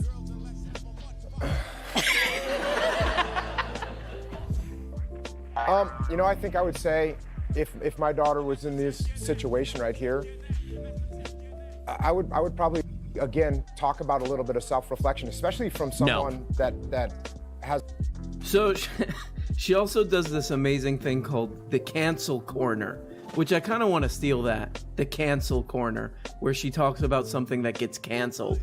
It's as insufferable and boring as you could imagine, but I kind of want to take it and I'll be like, I'm going to do a cancel corner on this show, and I'll just complain about like somebody at the Starbucks bathroom. Somebody at the Starbucks wouldn't let me use the bathroom, even though I didn't buy anything. They canceled me. Like, that'll be my cancel corner. And that's about it. Do I recommend watching the Candace Owens program? No. Absolutely. If you love the just heartwarming and kind of relaxing, human, normal aesthetic of daytime TV, the just blinding lights and the uncomfortable furniture and the weird, lifeless, just passionless backgrounds of daytime TV, but it's just not Christian fascist enough. It's just not stupid enough. Use coupon code Candace. Toilet. So there we go, ladies and germs. Everybody's favorite Bad Barbie, Candy Owens, a true performance artist. You know, she's the Marina Abramovich of her time. She's the best, and we got to give it up for her. It's like she's the new Ellen. I think she should be the new Ellen, but you got to do a paywall to watch it on Benny Prepentino's site. So there you go, guys. You're welcome for me spending the $10.50. They're gonna figure out a way to keep recurring charging me for this, and I'm never probably gonna be able to stop giving the Daily Wire money. So that's great. And I will see you if you're watching this on Monday or Wednesday. Go to my live stream at 8 p.m. Central Standard Time, Year of Our Lord, and I will see you guys there. Bye, bye, bye, bye, bye, bye, bye, bye, bye, bye, bye, bye, bye, bye. Hey everybody, and thanks so much for watching this video. Like all the other YouTube and podcast perverts, I now have a Patreon. Here you can get daily access to the audio-only feed. And every week on this Patreon, I'm uploading 2 exclusive Patreon-exclusive shows. They're like real shows, more produced, more edited. One of them is a behind-the-scenes show where I reveal all the secrets and YouTube scams that I'm doing. And the other one, I just reveal my innermost dark, cringe secrets, as well as deep dive video essays and more. And at the top level, you can even become a producer of the show and get your name handwritten, hand art, hand drawn at the end of every episode. So if that's something that you are interested in, check it out on Patreon. I'll put a link in the, what is the thing called, in the description, I guess. So thank you so much, even if you don't. Thanks for watching this video. I know it's hard to get through these things, but I appreciate you. This show would be absolute garbage without the producers. E. Gregory Hutto. Scott, let me tell you something, no castle.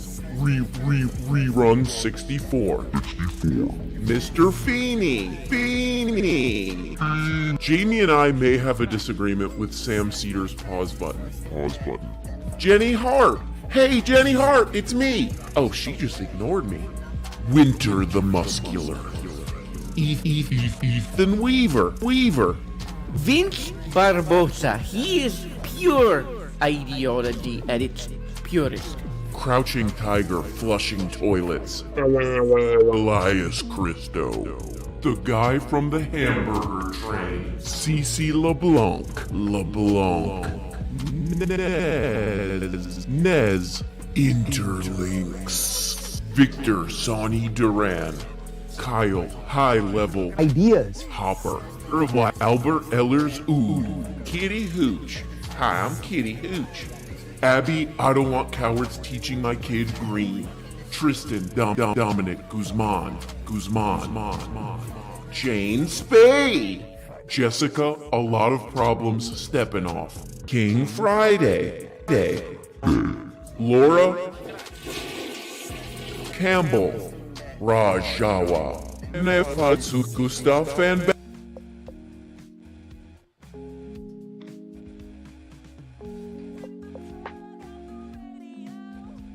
Alright, so online satirist and easy person to make fun of, Candy Owens, has put up an awesome tweet that a lot of people are passing around and making fun of. You're kind of like a snotty faced bitch. So, Candy Owens has one job to do, which is to say right-wing things online. That's pretty much it. Pretty good job, easy, and pays a lot. But she can't even get that right. So here's the tweet. She puts this in quotes. Quote, "The COVID vaccine saves lives, which is why the government is making it free," unquote. K, so explain to me why insulin and asthma inhalers cost so much money. If the vaccines are really about the government trying to save your life, why do life-saving medicines cost so much? Uh-oh. Whoops. Uh-oh. What? So all she had to do was come on here and do an anti-vax post. Pretty easy. And she stepped on a rake, hit herself in the face, turned around, stepped on another rake, hit herself in the face, and then just kept doing that for a very long time at comedic effect. Everybody in the a lot of people are talking about this. A lot of people in the comments are like, Comrade Candy, because she just made a case for universal health care and Medicare for all and all that crap. She just, whoops. But there's an even funnier side to this tweet, which is if you look below all the text that she wrote, it says Twitter for iPhone. And here's why that's funny. Finally, we got a phone, and I cannot be more excited about it, and I'm telling you today, you need to get this phone. I'm serious when I'm telling you to stop everything that you are doing, and I'm holding in my hand, literally, a smartphone that is not controlled by Apple or Google. So this is called the Freedom Phone. If you use my code Candace, you can get 10% off. You go to freedomphone.com. This is a Freedom Phone. I'm holding a freaking phone that is not controlled by Apple or Google. We made the switch immediately. We made the switch immediately. So just a couple days ago, Candy Owens went pretty hard selling this pretty cool product that I think I need to get my dirty little hands on, called the Freedom Phone. Oh my god. I am tired of big tech censoring my little ass. You know what I mean? It strikes the ears and the eyeballs a bit odd that she's like, you gotta get this phone. All these other phones, they're crap and they're censoring you. Strikes me a bit strange that all her tweets are coming from an iPhone. I think the reason that Candy Owens has not switched over to the Freedom Phone to do them tweets, to fire off them tweets, is because the Freedom Phone is actually just a $134 Chinese phone marked up to $500. The Freedom Phone is actually little more than a Umidigi A9 Pro, which is a Chinese phone that can be bought for a little over $150 over on AliExpress, which makes all that American flag branding a little bit ironic. So this is an Umidigi phone, which is like an AliExpress sort of generic smartphone that you can get for $134 on AliExpress. What they did is they slapped some they slapped like a third-party operating system on it and then slapped some apps on there, and now it's the Freedom Phone. So $134 phone marked up to $500. Let's just do a little bit of calculation on this, okay? So with shipping and the discount and all this stuff, it takes it down to about $300 in profit. Then you cut in the $50. By the way, the reason that Candy Owens is pushing this thing, she gets $50 cut on every phone. So that takes you down to $250 minus all the influencers, like right-wing influencers like Candy Owens. That's a profit of roughly $250. Let's even be even more conservative. It's $200 per phone. Okay, they're definitely gonna sell more than 1,000 of these to these right-wing goofballs. It's millions of dollars. I mean, you sell 1,000 of these, that's $250,000 right there.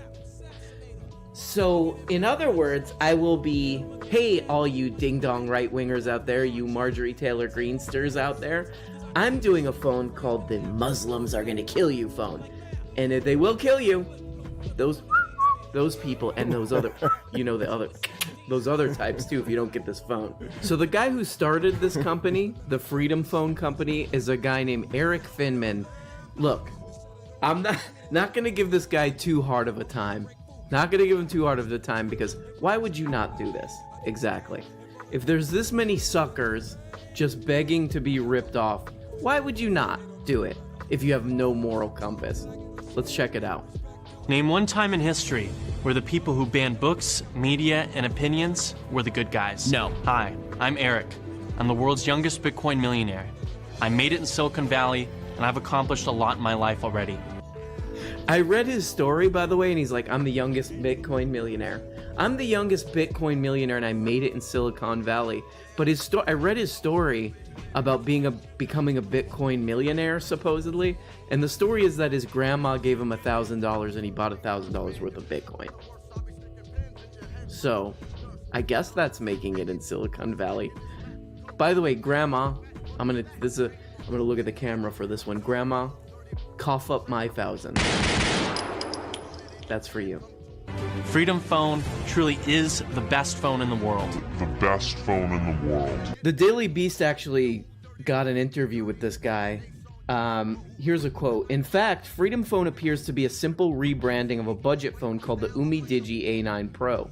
That's the $134 phone, made by the Chinese tech company Umidigi. In an interview with the Daily Beast, Finman confirmed that the Freedom Phone was manufactured by Umidigi, but couldn't say immediately which Umidigi phone it was based on. That's the best.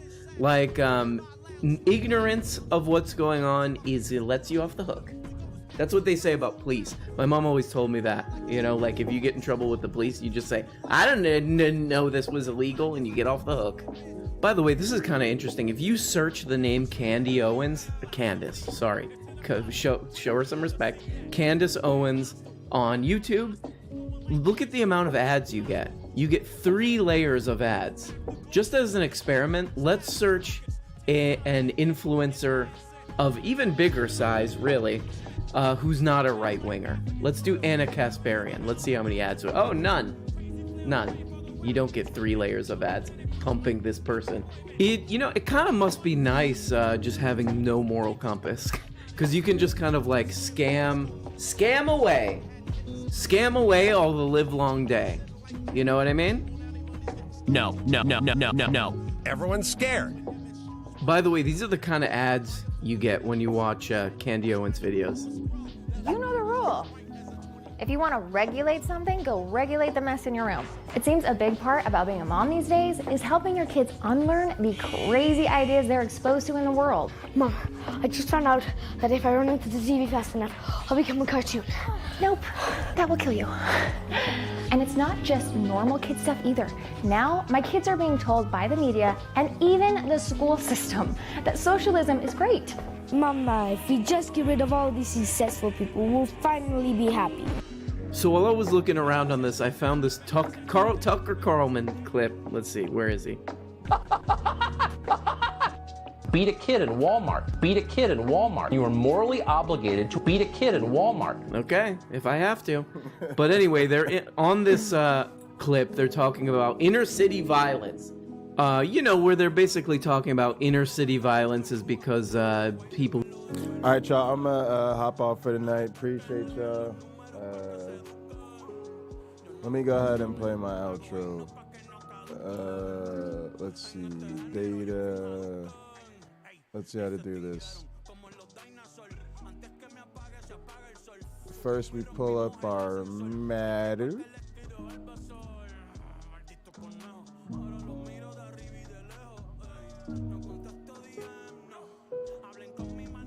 Then we mute that. Then we gotta stop the lo-fi.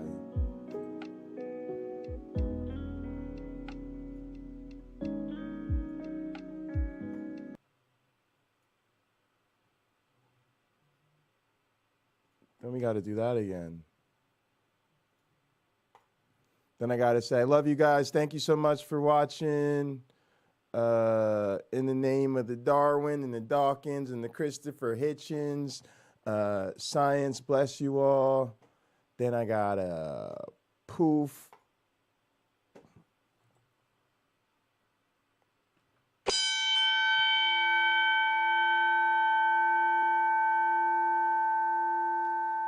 Please, may I have your attention for a very important announcement. Pocketlocker has left the building!